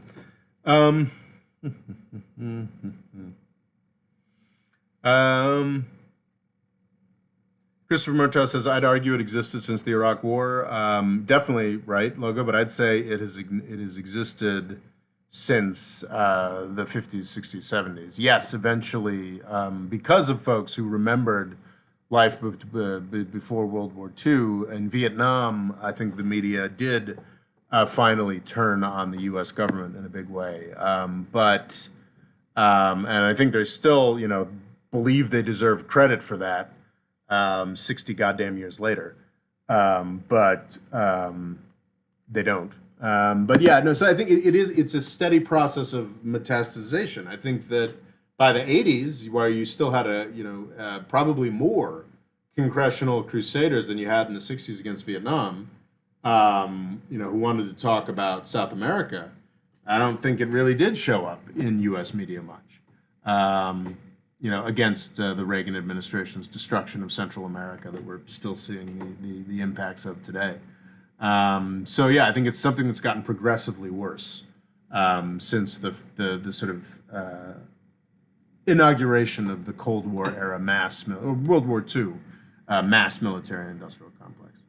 Absolutely, Murtaugh. Yeah, it's for sure. We can talk about a military industrial media congressional complex. How's the What If Alt script going? It's nowhere. It's fucking nowhere. Really need to do that. I just need to fucking bang it out.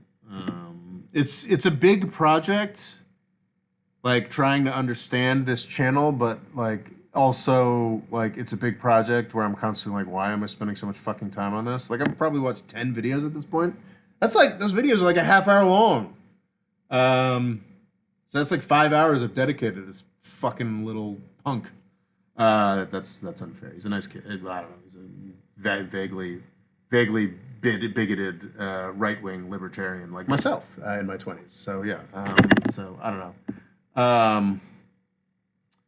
And his videos are just so fucking dense where I'm just like, wait, what is he trying to say here? And like he's jumping onto something else, and then like because you kind of want to unpack the implications. So yeah, I just need to get it done. It's nowhere, but I really want to never think about what if alt again. So in order to do that, I need to bang out a 2,000 word script and record it on Monday and publish it on Tuesday. I would really like to do that because I don't want to think about what if alt anymore.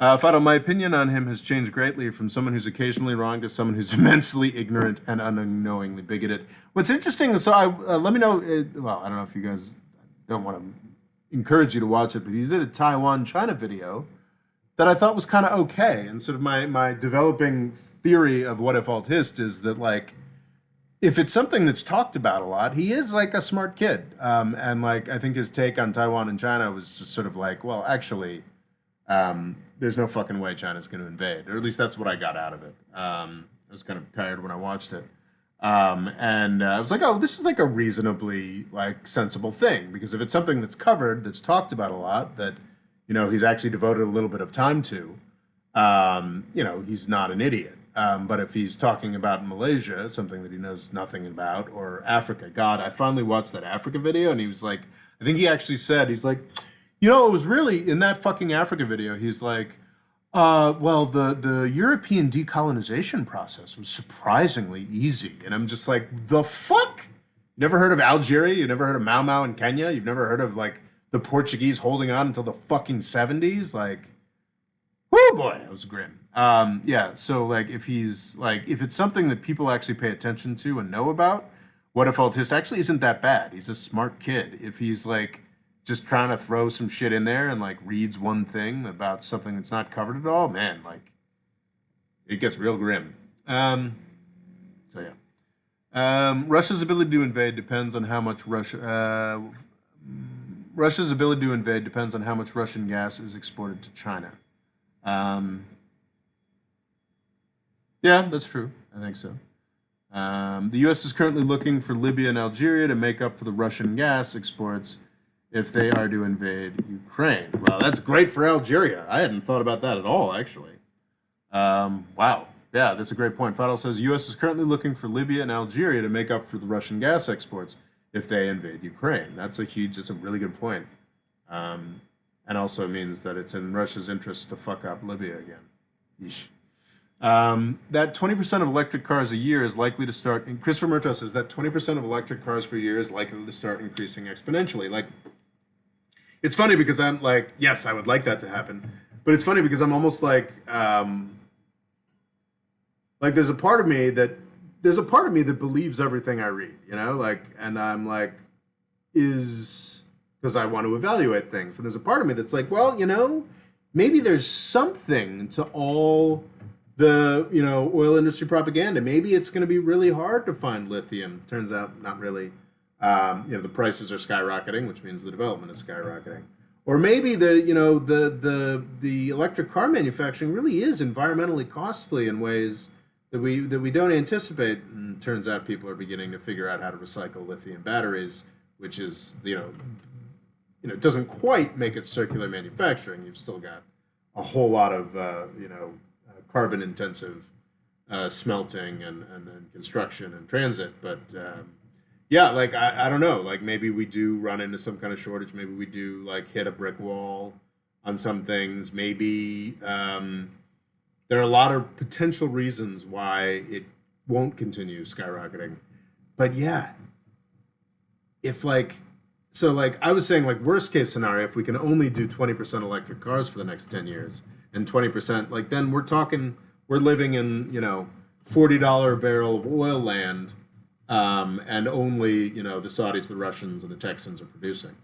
If we keep going and 10 years from now, we go from 20% a year to 30% to 40% to 60, 70%. I think there's at this point with current technology, I think you can say it's very likely that we won't be able to get to like 100% electrical cars. Like there's just certain applications, heavy industry, trucking, middle and nowhere places. Like in the Upper Peninsula of Michigan, like you're never going to have enough electric chargers.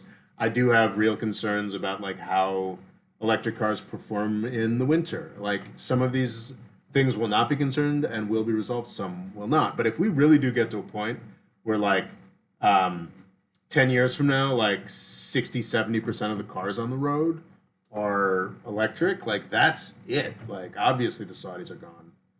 The Saudi royal family is gone. The Saudis are still producing what little oil there is, and the Iraqis and the Iranians, like the cheapest and easiest to access. And maybe there's some really great wells in Texas and Oklahoma that'll be able to hang on because the transit costs are a lot lower, for whatever applications that are left in the United States. I think there's a lot of petrochemical manufacturing around the Gulf. So yeah, like there'll still be Texan production to support that. But yeah, like fuck, because there's already a lot of it's moving very quickly, and I think there will be unanticipated roadblocks. Even if only 5% of all the oil industry propaganda about the pitfalls of electric vehicles are true, then like yeah, like there will be roadblocks. But yeah, we're in it. Like this is tremendously exciting, a tremendously exciting time, and tremendously dangerous time too, which I will enjoy continuing to talk about here. Local extreme. If Biden could accomplish those things, I'd buy a Biden poster and hang it on my wall. I didn't see what Fadel was responding to. Fadel, if he did that, he's going to be demonized by the MSM and the greatest president in foreign policy since Eisenhower, and deserve the Nobel Peace Prize. What are we talking about here? If Biden decided to act and rejoin the Iran deal and facilitate a peaceful transition of power, an election in Libya to keep the oil going, will this drop oil prices and reduce inflation? So I think inflation's a little more complicated than just the oil price. It's a huge part for sure. Is there's just so much disruption around the supply chains. And yeah, probably to some extent, the degree of cash that the Fed has firehoused into the economy and the expectations around that, which are two separate things but are also two interrelated things. None of this stuff is real. So it's not just oil prices, but yeah, that's a big part of it. Like if we saw the oil price come down, yeah, if you rejoin the JCPOA and figured out how to more, facilitate Libya further, basically. Honestly, if you just said to the UAE and Egypt, fucking stop it with this Haftar horse shit,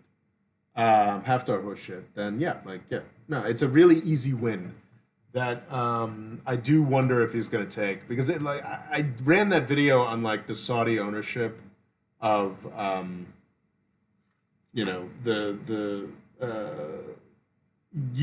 baby boomers 401ks and like the Saudi Wall Street video, and that is a really important dynamic, and I do think it gives Saudi Arabia and by extension the UAE, even as Saudi Arabia fades, more power over Biden than it should have.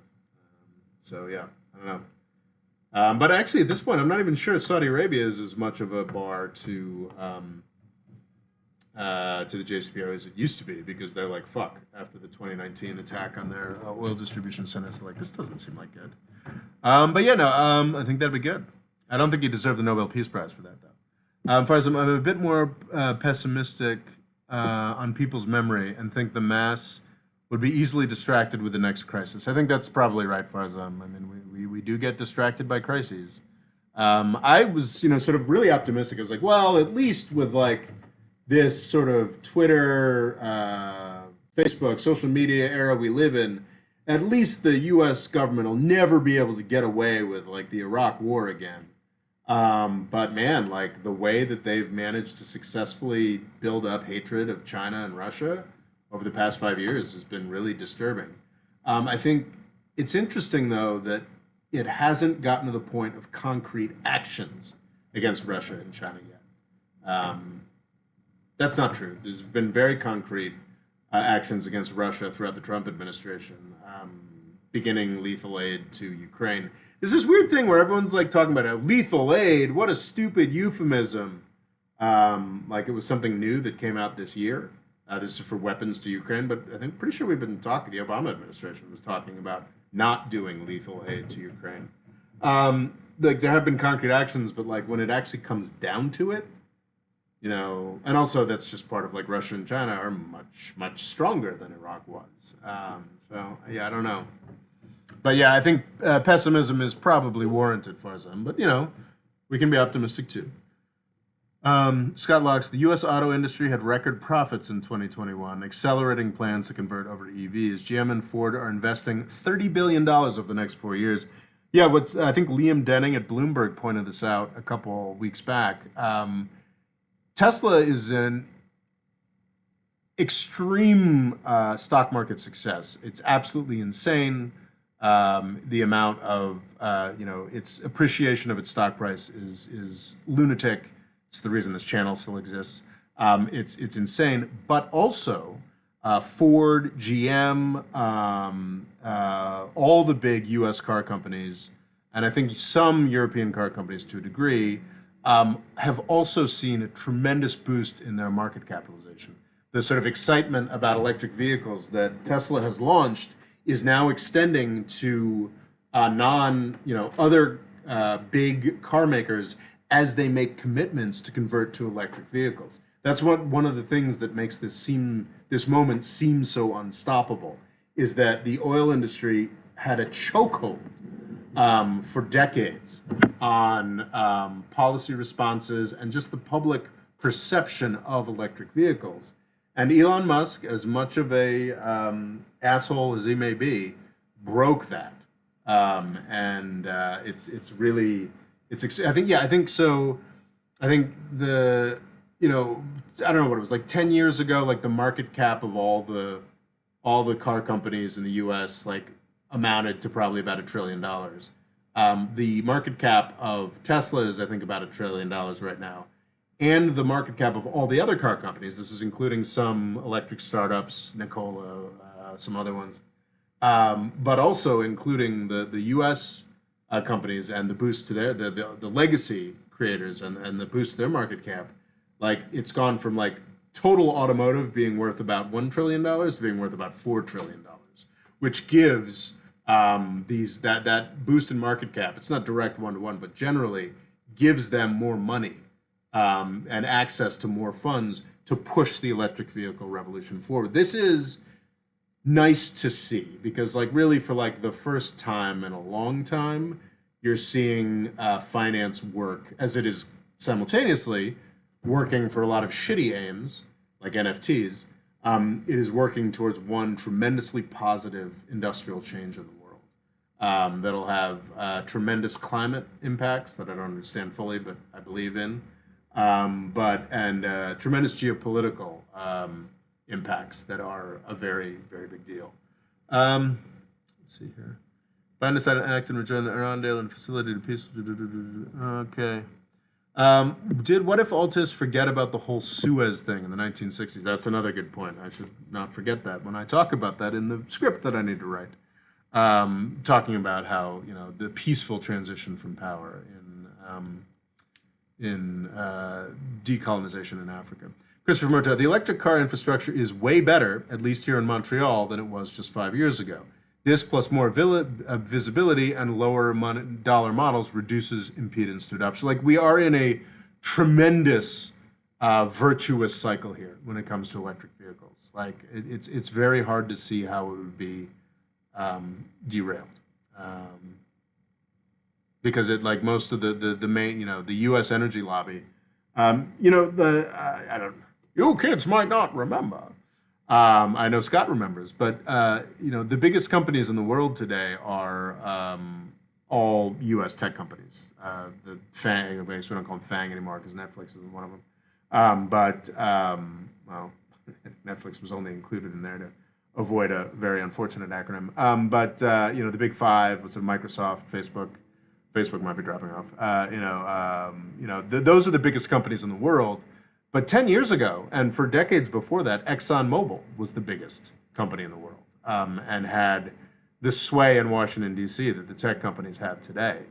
Just the defeat of the energy lobby, ironically brought about by shale initially, has actually, shale gas actually might end up helping solve climate change, which is just fucking hilarious.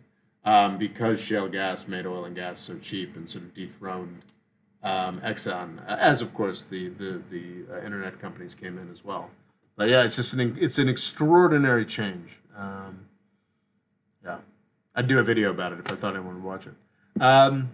What if Altist also? Let's see, where are we now? Oh no, I've lost track. Liberty announced mid-Russian years.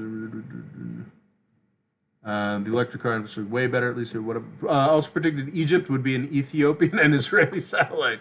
That's not, well, Egypt is a little bit of an Israeli satellite.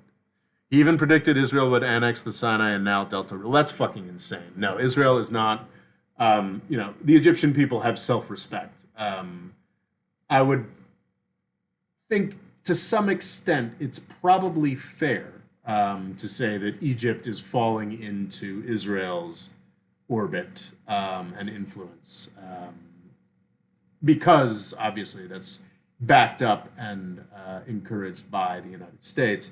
But yeah, if Israel fucking annexed Sinai, like the Egyptian people have self-respect and would 100% react very militarily to that. It's just, that seems quite absurd. That sounds like a good. What video did he say that in, Fadel? That's quite insane.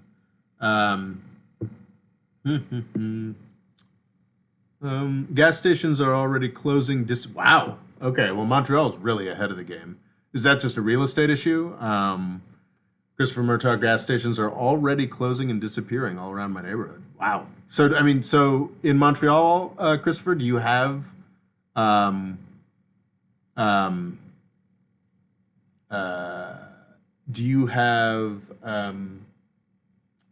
serious like charging infrastructure, just like on urban streets? We're beginning to see a little bit of that in Manhattan, but it's really only in some of the richer neighborhoods. Actually, I have no idea what's going on in Brooklyn. Maybe it's everywhere. Scott Locke says copper is the bottleneck, not lithium, but aluminum can be used in most cases. You can extrude aluminum from wire just like copper. I used to work for Alcoa. Scott knows them supply chains. Scott Locke says, bless you, Elon. Amazon, Microsoft, Apple, Meta, and Alphabet. The Nile Delta has roughly 50 million people. Wow. So I think you should talk about the almost 70 billion Activision acquisition by Microsoft. So I have like 5 more items I have to get through in the next 12 minutes. So I don't think I'm going to talk on Twitter. I talk about the 70 billion Activision acquisition by Microsoft. There's just a great, remember Adam Explains? It's a TikTok. I put it on Twitter. Talking about how Microsoft might use its acquisition of Activision to basically drive every other video game company out of business. And I pointed out on Twitter that that's Nintendo and Sony, which are, basically at this point one of the few national champions that Japan has left. And it's just, the way that U.S. tech gigantism is just crushing the businesses and industries of our close allies is, I think, worth paying more attention to. But I think that's all I have to say about Microsoft Activision at this point. Logan Stream said, where's the nearest electric charging station near you? Is that a question for Christopher? For me, it's probably in the Upper East Side. So probably about 30 blocks from me, something like that. Electric car infrastructure has also substantially improved in recent years in Copenhagen. Yeah, I mean, I wouldn't be surprised to see Canada and Europe ahead of the United States on this.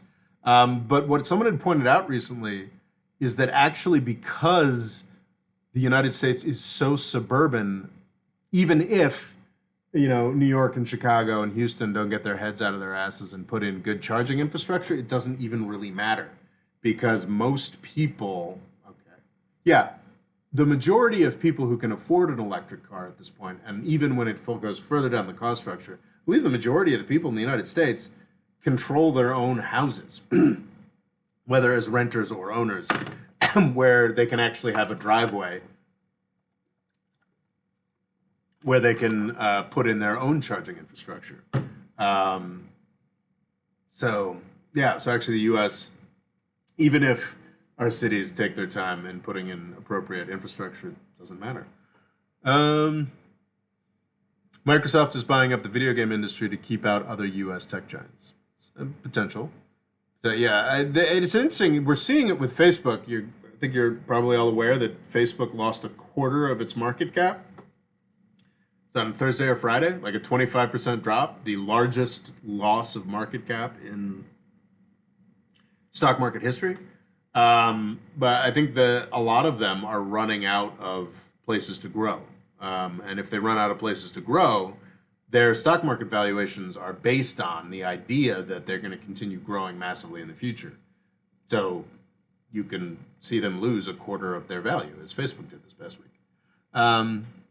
Microsoft, okay, we have good support for charging, plus a popular electric hybrid car share. Very cool. I live in a high-density hood, tech, new, wealthy French, German expats. But, Christopher Murtaugh, I just figured out. So you're Zofer from the Discord, right? I just put that together. Sorry.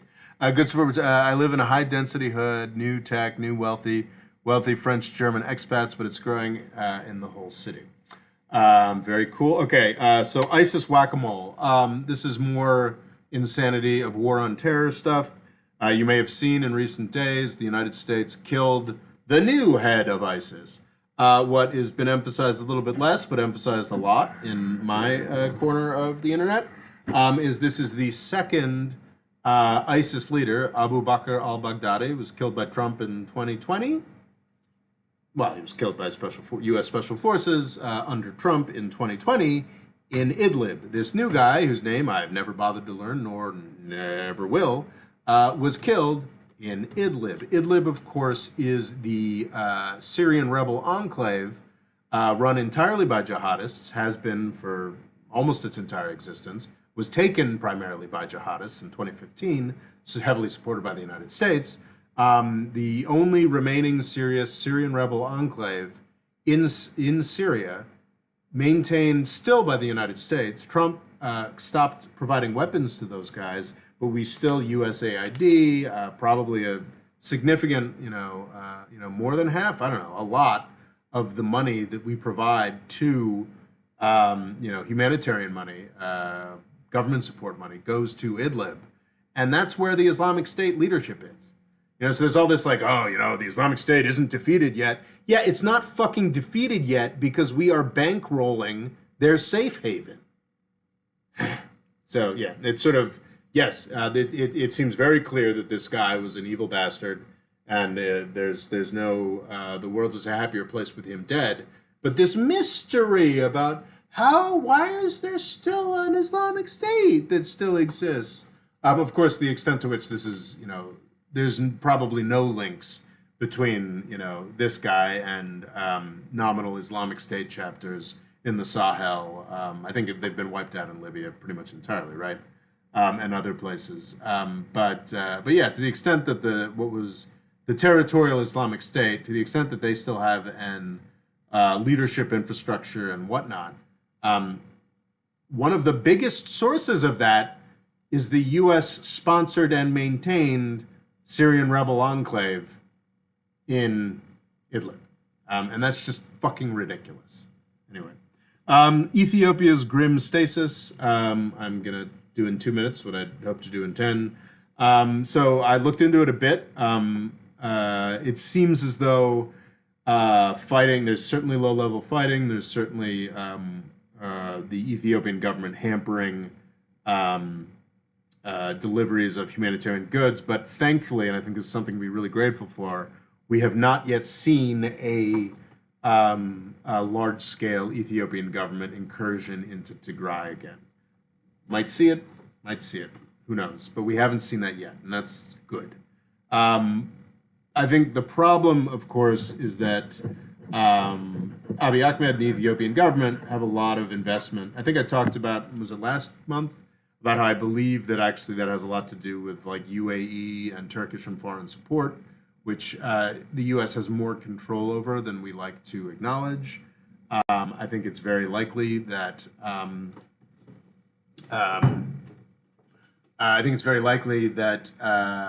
Ahmed knows that that UAE and Turkish support is going to disappear again when if the U.S. government decides that things look a little too genocidal by going back into Tigray. Also, he got his fucking ass kicked when he went into Tigray. So that might also be an important dynamic.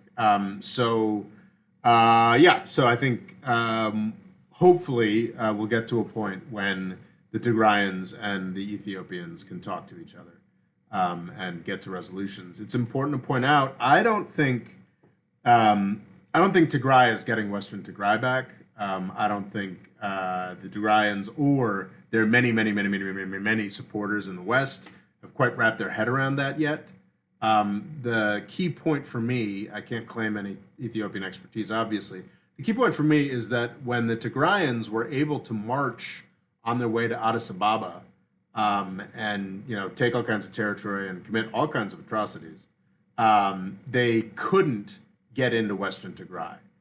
So the standard Ethiopian government and Amhara perspective on Western Tigray is that this was stolen from the Amhara region because the Tigrayans were in charge in 1991.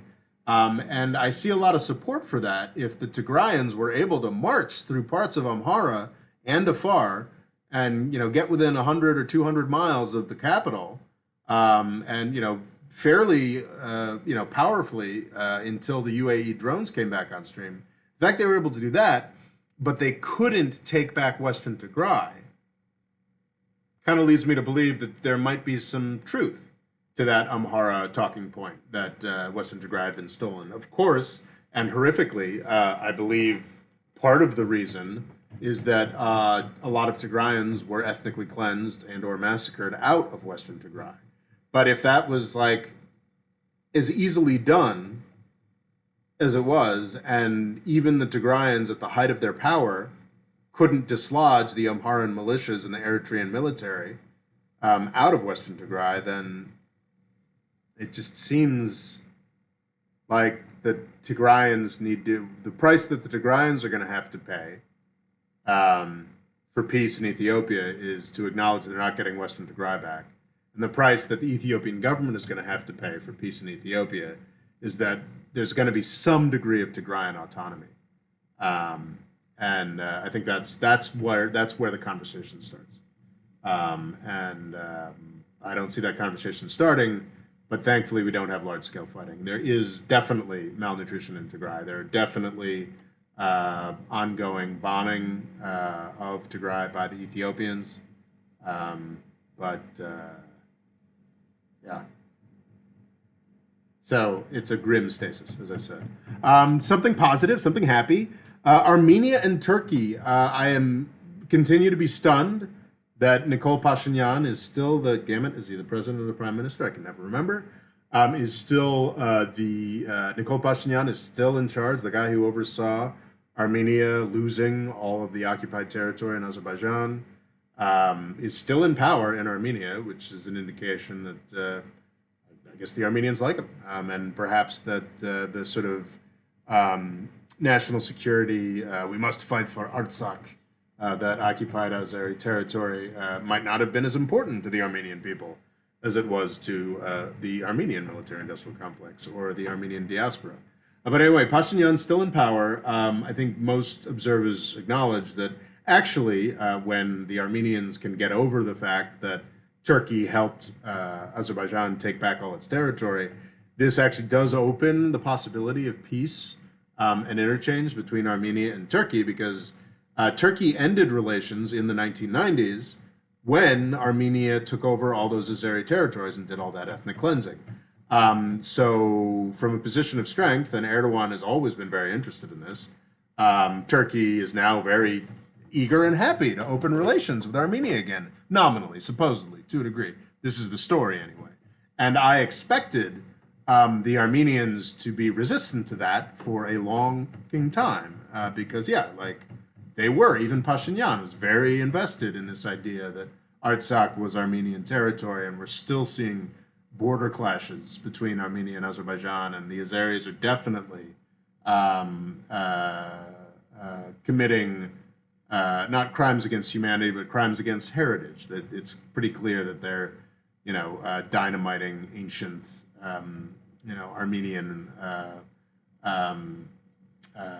Armenian monuments in this Azeri territory, which is very sad. And they definitely have committed war. But anyway, so the Armenians and the Azeris are not friends and not stable. And I would have expected the Armenians to not be willing to deal with Turkey until things were more resolved there. But no, it's apparently already moving forward. Perhaps Armenia sees this as a way to save some of their cultural monuments in Azerbaijan as a potential pathway. Sad.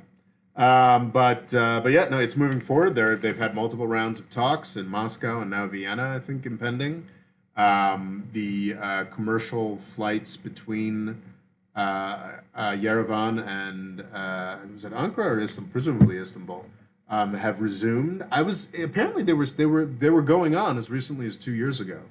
I think Atlas Jet went out of business and that stopped happening. But I didn't really. I was actually kind of surprised to hear that there had been service between Istanbul and Yerevan. But I would not have been surprised if it would remain discontinued for years to come. But it's already restarted.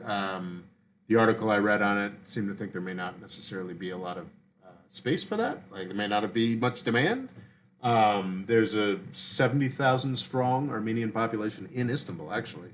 But I can see how they'd be a little grim, a little, might be afraid they could fly to Armenia and not come back or something in the current climate.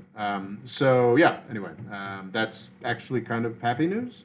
That Armenia and Turkey are talking to each other, and their border has been closed for 30 years, and will probably continue to be. But some positivity. I wanted to say briefly, so I don't think China's going to invade Taiwan this decade, but if they were, the end of the Olympics on February 20th would be, so one narrative would be like, well, they didn't invade because they wanted to make a big show of the Olympics, and this is very important to China. So they're going to do it February 20th or early March. If anything, so maybe they didn't invade when everybody learned about the U.S. soldiers in Taiwan, in October because they wanted the Olympics to come off. Well, the Olympics will be done on February 20th, so if there's any possibility, that would be sort of when that would be happening. Okay, Sudan heroism, spring 2019, October 2021. Yeah, Sudan heroism, that's good. I didn't actually have the chance to study this enough, but I mean, it's worth pointing out that there was the October 2021 coup in Sudan, irritatingly, is distinct from the Sahel, where the U.S. military really doesn't care at all, or the U.S. doesn't care anything at all other than military contracts. In Sudan, the U.S., the UAE, enjoy using Sudanese soldiers in Yemen, feel like they can work with these folks who were genocidal cronies of Omar al-Bashir. I was actually reading this in Foreign Affairs recently, a critique of U.S. policy in Sudan. But yeah, the October 2021 coup kicked out Abdullah Hamdok, who was the civilian prime minister in the transition. Hamdok came back in November, was like, okay, let's give this a shot, and then resigned in January. So we basically just have a military coup. We have a heroic ongoing protest movement that continues. This is the protest movement that kicked out Omar al-Bashir at the beginning of 2019. It just continues, and it's not getting any real traction, in part, I think, because the U.S. could do more. It's very sad. It's important to at least mention that the Sudanese are still resisting the military junta that refuses to give up power. And pink wave problems. You may have noticed I screwed up, and I had meant to list Peru and Honduras. Instead, I listed Ecuador, which in fact does not have a pink wave president yet. It's Guillermo Lasso is a new president who's actually quite center-right or what have you. What I did want to say about Pedro Castillo in Peru and Xiomara Castro in Honduras, both are having deeply different, but also in some ways similar problems forming a government. I don't know, maybe Scott, I'm sure, has a much more confirmed opinion, but it is beginning to seem as though Pedro Castillo, the the shocking left-wing victor of the president, shocking, very closely contested leader in Peru, president of Peru. I think he won by a couple percentage or even parts of a percentage. It seems like he's a bit of a jackass. Maybe, Scott, you can disagree with that. But seems it might be a little more in the Maduro model than the Evo Morales model. Unclear at this point, but seems to be having a lot of trouble with prime ministers. It's interesting. Yeah, I did not do a deep dive, but apparently the Peruvian system has both a president and a prime minister. But the president has some role in picking that prime minister, and he is now on to his third failed prime minister pick. So he's just not quite,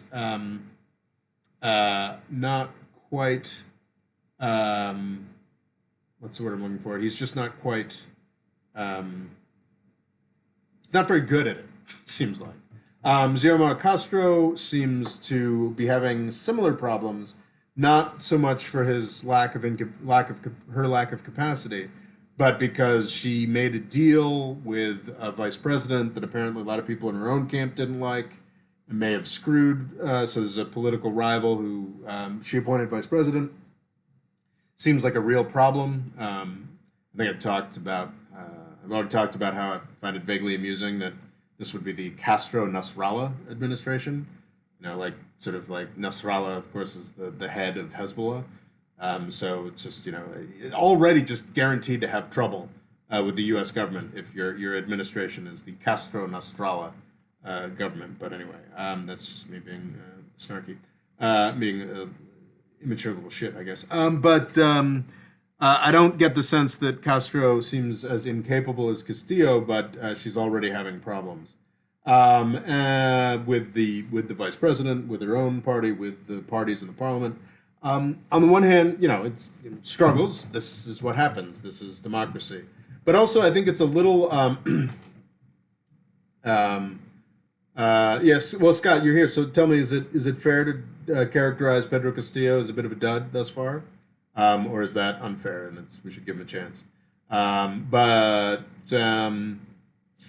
In both cases, Peru, Honduras, it's actually kind of hopeful that it's not like, and certainly I think with Boric in Chile, it's the case. It's a pink wave. It's a left. It is a leftward move, but in all three of these cases, Castro, Castillo, and Boric in Chile, what we're seeing is not a sort of charismatic revolutionary Bolsonarian, yada yada, that came to such incredible grief in Venezuela. We are seeing left-leaning governments attempting to make waves within a established constitutional system and change things and improve things, but by sort of actually dealing with the political realities on the ground rather than taking a more revolutionary perspective. I think Evo Morales in Bolivia did take a more revolutionary perspective with great success. In Venezuela, a hell of a lot less so. And I think it is kind of heartening to see these left-wing folks come to power, not in some wave of revolutionary anger, but because folks have made the decision that their political interests might be served by it, and then to see give and take of political discussion and things being resolved this way rather than through revolutions or coups. I think that's actually a tremendously optimistic, bigger theme about like the development of this second pink wave in Latin America. I could be full of shit on that, and Scott might be just about to tell you that in the comments, but that's sort of my take.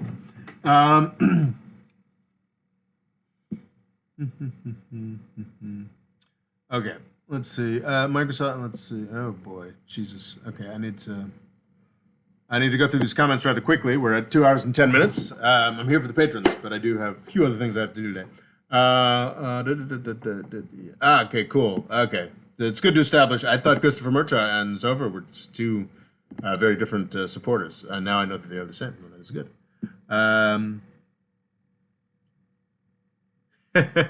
Christopher Murtaugh says, run out of spaces to grow, their stock value will plummet. How is this not a pyramid scheme? Well, that's a more valid point than I would like to admit as someone who's highly invested in tech companies and the U.S. stock market in general. Yeah, no, I mean, of course, there are real aspects of that. And, you know, when people call crypto a pyramid scheme, there are elements of it's like, well, there's some truth to arguments, some truth, not a ton, for crypto folks that like, oh, well, you know, this is just slightly worse than the way capitalism works. But it's not slightly worse. It's a lot worse. And yeah, of course, like, well, I think you're getting into more, you know, a lot of capitalism, whatever. Our economic system is very dependent on growth. And I think it's been shown, actually, that we are capable of maintaining something like constant growth. A lot of resource constraints to that. One of the most exciting things about renewables is that might actually demolish resource constraints on economic growth. But for a given company, for a given business firm, the way things work in the United States is you're not just expected to have growth beyond, you know, growth that matches whatever the GDP is for the country. The idea is that a given firm is going to have growth that's significantly higher than that. And for the absolutely insane valuations that the tech companies have, to justify those, you're not just expected to grow by, you know, 4 or 5% a year. You have to grow at 10, 20% a year and find new businesses. And I think what we're seeing is that a lot of those justifications for those tech company valuations are just not warranted. So is it a bit of a pyramid scheme? Yeah, maybe a little bit, but like there's actually something to Facebook, whereas there isn't so much to a lot of the crypto stuff. Scott Locke's Logos, aluminum used to be more, but is now much less money than copper. Aluminum is slightly less conductive, so the copper motors will always be in copper, but all the other wiring in cars is often aluminum. You guys know the famous story that the cap of the Washington Monument, I believe, was initially aluminum because in the 1860s or 70s when that was finished, aluminum was the most precious and rarest metal. Because I think it's produced by an industrial process that was very rare and complex and expensive in the 1870s. That is no longer the case. I've got probably more aluminum in my, well, probably not, but I've got a significant chunk of the aluminum on the top of the Washington Monument in my roll of aluminum foil in the kitchen. Microsoft's acquisition was so significant that it caused Sony to lose $20 billion in stock price. Jesus, I didn't even notice that. And they had to respond by them buying Bungie for $3.6 billion. Jesus, I didn't know that. Microsoft is on fire with its new businesses. Yeah, I really regret I sort of missed out on Microsoft. Microsoft was a hot stock in the 1990s, and then it just sort of sat there for decades. And then somebody realized about 4 or 5 years ago, oh, wait a second, Microsoft is just a big tech company as these other big tech companies, and then sort of shot through the roof again. Russia wants to maintain the status quo in Libya. They want to use Haftar-controlled Libya for Wagner Group endeavors into the Sahel. Interesting. Local Cool Extreme. Also, this wouldn't be the first time the U.S. screwed over Japan. My understanding was the Japanese real estate bubble in the 1990s was primarily caused by the U.S. strong. Yeah, the Plaza Accords. I need to study more. There's a great Money and Macro video. It's a solid channel about the Japanese bubble and talking about the Plaza Accords. I need to know a little bit more about that. I need to know a little bit more about so much. Anyway. But yeah, the Plaza Accords had a lot to do with the Chinese bubble collapsing. Sorry, the Japanese bubble collapsing. Racism. Anyway, let's see. Microsoft 17. Fadel ISIS still remains in Libya as far south at the borders with Chad and Niger. But that's like, I mean, that's desert, right, Fadel?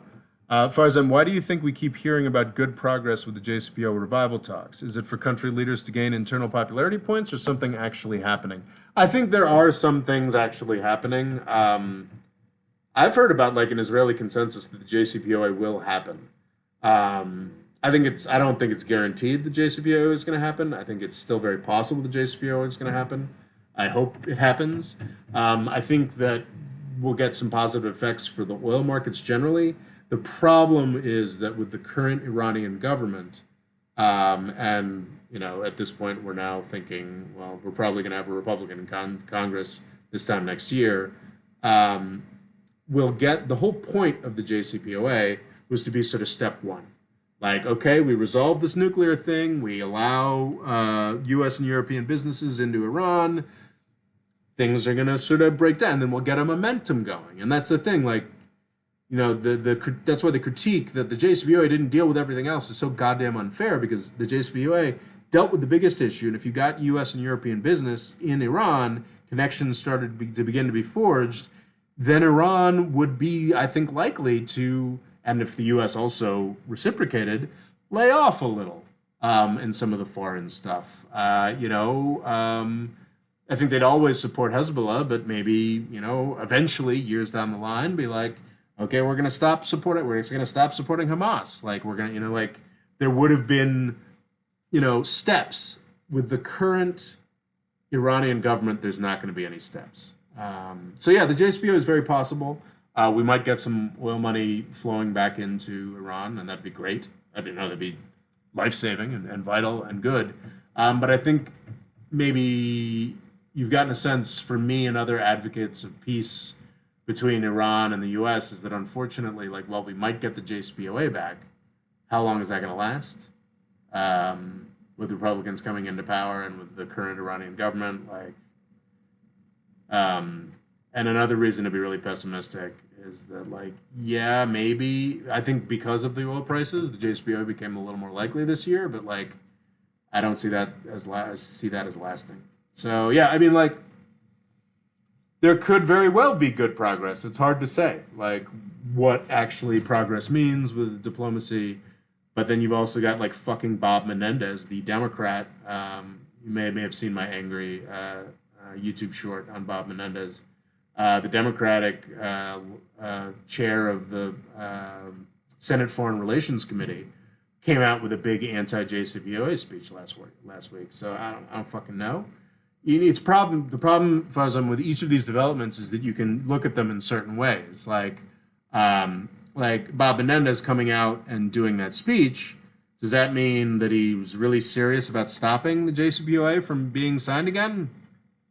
Or is it a sign actually the JCPOA is about to be signed because he's going out there and for his defense contractor donors and within Bob Menendez's case in suburban New Jersey, yes, the Israel lobby is very, very important for Bob Menendez. I tend to poo-poo that, but no, Bob Menendez is in suburban New York City. He is a representative of New Jersey. All of New Jersey is suburban New York City. That's a slight overstatement, but just as Connecticut, the state that I come from, is the economic engine as being a suburb of New York City. There's more to it. So Bob Menendez from New Jersey, suburb of New York City, famously a very Jewish city. The Israel lobby is tremendously important. So maybe Bob Menendez, that very powerful Democrat in the Senate, doing this anti-JCPOA speech is his way of covering his ass. sorry, Raytheon, sorry, IPOC, I did what I could, and we really are about to get a JCPOA signed. It's very possible. So yeah, Farzam, I don't. It could be nonsense, or we could see a JCPOA re-entry, within a month. But like what that actually means, because there's infinite scope. Even if we get the JCPOA, we're back in it. Okay, Iran ships all the stuff that's enriched away again or whatever, and the sanctions come down. That's going to be a involved process, and it's no, I think in the current market, actually, if the JCPOA comes down and the U.S. is like, okay, we're not going to prosecute you if you buy Iranian oil, then yeah, things could get better for Iran very quickly. So I guess there is some reason for hope there. But yeah. If Gaddafi was still around, he'd definitely have aided the Tea. Well, yeah, that's true. Probably would have, and that would be a horrific war, a more horrific war. It's kind of nice about Ethiopia right now that both the Tigrayan leadership and Abiy Ahmed in Addis Ababa, the Ethiopian government, it's kind of nice that they've both gotten their hands burned. Like they've both realized, okay, we can't do that, and that I believe makes peace more likely. Fire is going to end up burning the rest of us. Logan Cool Extreme points out in Scott Lux that fire is going to end up burning the rest of us. Microsoft is becoming the Amazon of gaming and trying to monopolize the market. You guys have probably noticed I've been spending a lot of time engaging with the content of Matt Stoller, who's, as with all reductive, this solves everything solutions. He seems to think the main problem with everything in the United States is monopoly power. And I think that's probably a little reductive and probably overdoes things again. But man, he's deep in the weeds on a lot of stuff and is very persuasive. I recommend his book, Goliath. I need to read more. I need to understand more. But I think he's got a really valid point. And I think Loga is coming from that same anti-monopoly perspective here, which I think makes sense. Haftar uses Sudanese mercenaries as well. Not surprising. Scott Locke's Fadel also paid for by the UAE. Of course, the UAE pays for Haftar's Sudanese mercenaries. And Scott Locke says, yes, I was confused by Ecuador. Yeah, sorry about that. Fadel, Scott Locke's at least partially paid for by the UAE. Haftar has also been using Libyan state funds to pay for Sudanese mercenaries, which is fucking irritating.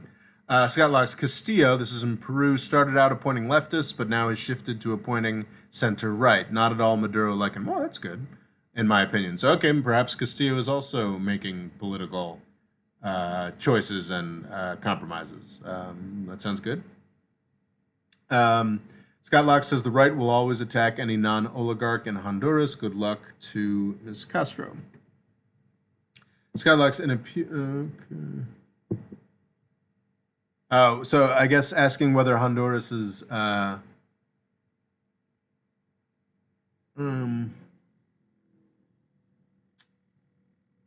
see. Any appeal to local centrism or currying favor with DC? I guess we're talking about Honduras here. Scott Lux says, I think unfair. Evo's first cabinet was so it's unfair for me to call Evo Morales revolutionary. Evo's first cabinet was leftist, but soon replaced. He replaced with Luis Arce. Is Luis Arce not a leftist? I know that Luis Arce is widely admired among people who think this is the current president of Bolivia, who was, I believe, the mastermind behind, or seen as a leading force behind Bolivia's economic success under Evo Morales. But okay, that's good to know. That's really only Venezuela that took the full-on, we're going to do a revolution approach that was such a cataclysmic failure. Castillo is going to the Evo model. Okay, not in any way like Venezuela. Scott, like Fadel with Libya, is a much deeper student of Latin American issues than I am. And I always enjoy his perspective. Local Extreme, I don't think the Venezuelan model is even possible outside of nations ruled by a single resource. That's a very good point, Logo, actually. Logos, yes, Federico pointed out that Jair Bolsonaro was a Chavista in the 1990s. What? You're kidding. Is Chavist is something different from Chavista? Yeah, I say again, I don't know. The Chavez model is dead, only saved by Trump's policy. Okay, the Guaido opposition has accepted a coup will not happen and is now running again in elections. Well, that's good. So that weird moment will be over. Okay, we've got done 2.5 hours. I have read all of the comments and I think responded to them to a degree. We've made it through. I think that's it. Thank you all so much. This was a great conversation. Always great. We had 7 people here most of the time. It's always great to see everybody. And yeah, I guess I gotta go write that fucking script on fucking what I'll fist. But yeah, thank you all for being here. There is no More Freedom Foundation without the patrons. Tremendously grateful to all of you. Thank you so much. Yeah, if you want to, you got any friends who might like this kind of content, might be interested in being patrons, I'm beginning to have people fall off, which is grim. Anyway, maybe that means I should do more of the videos I talk about. Anyway, thanks so much, and great to have you all here. Yep, I'll get to script writing. Thanks so much. End the stream.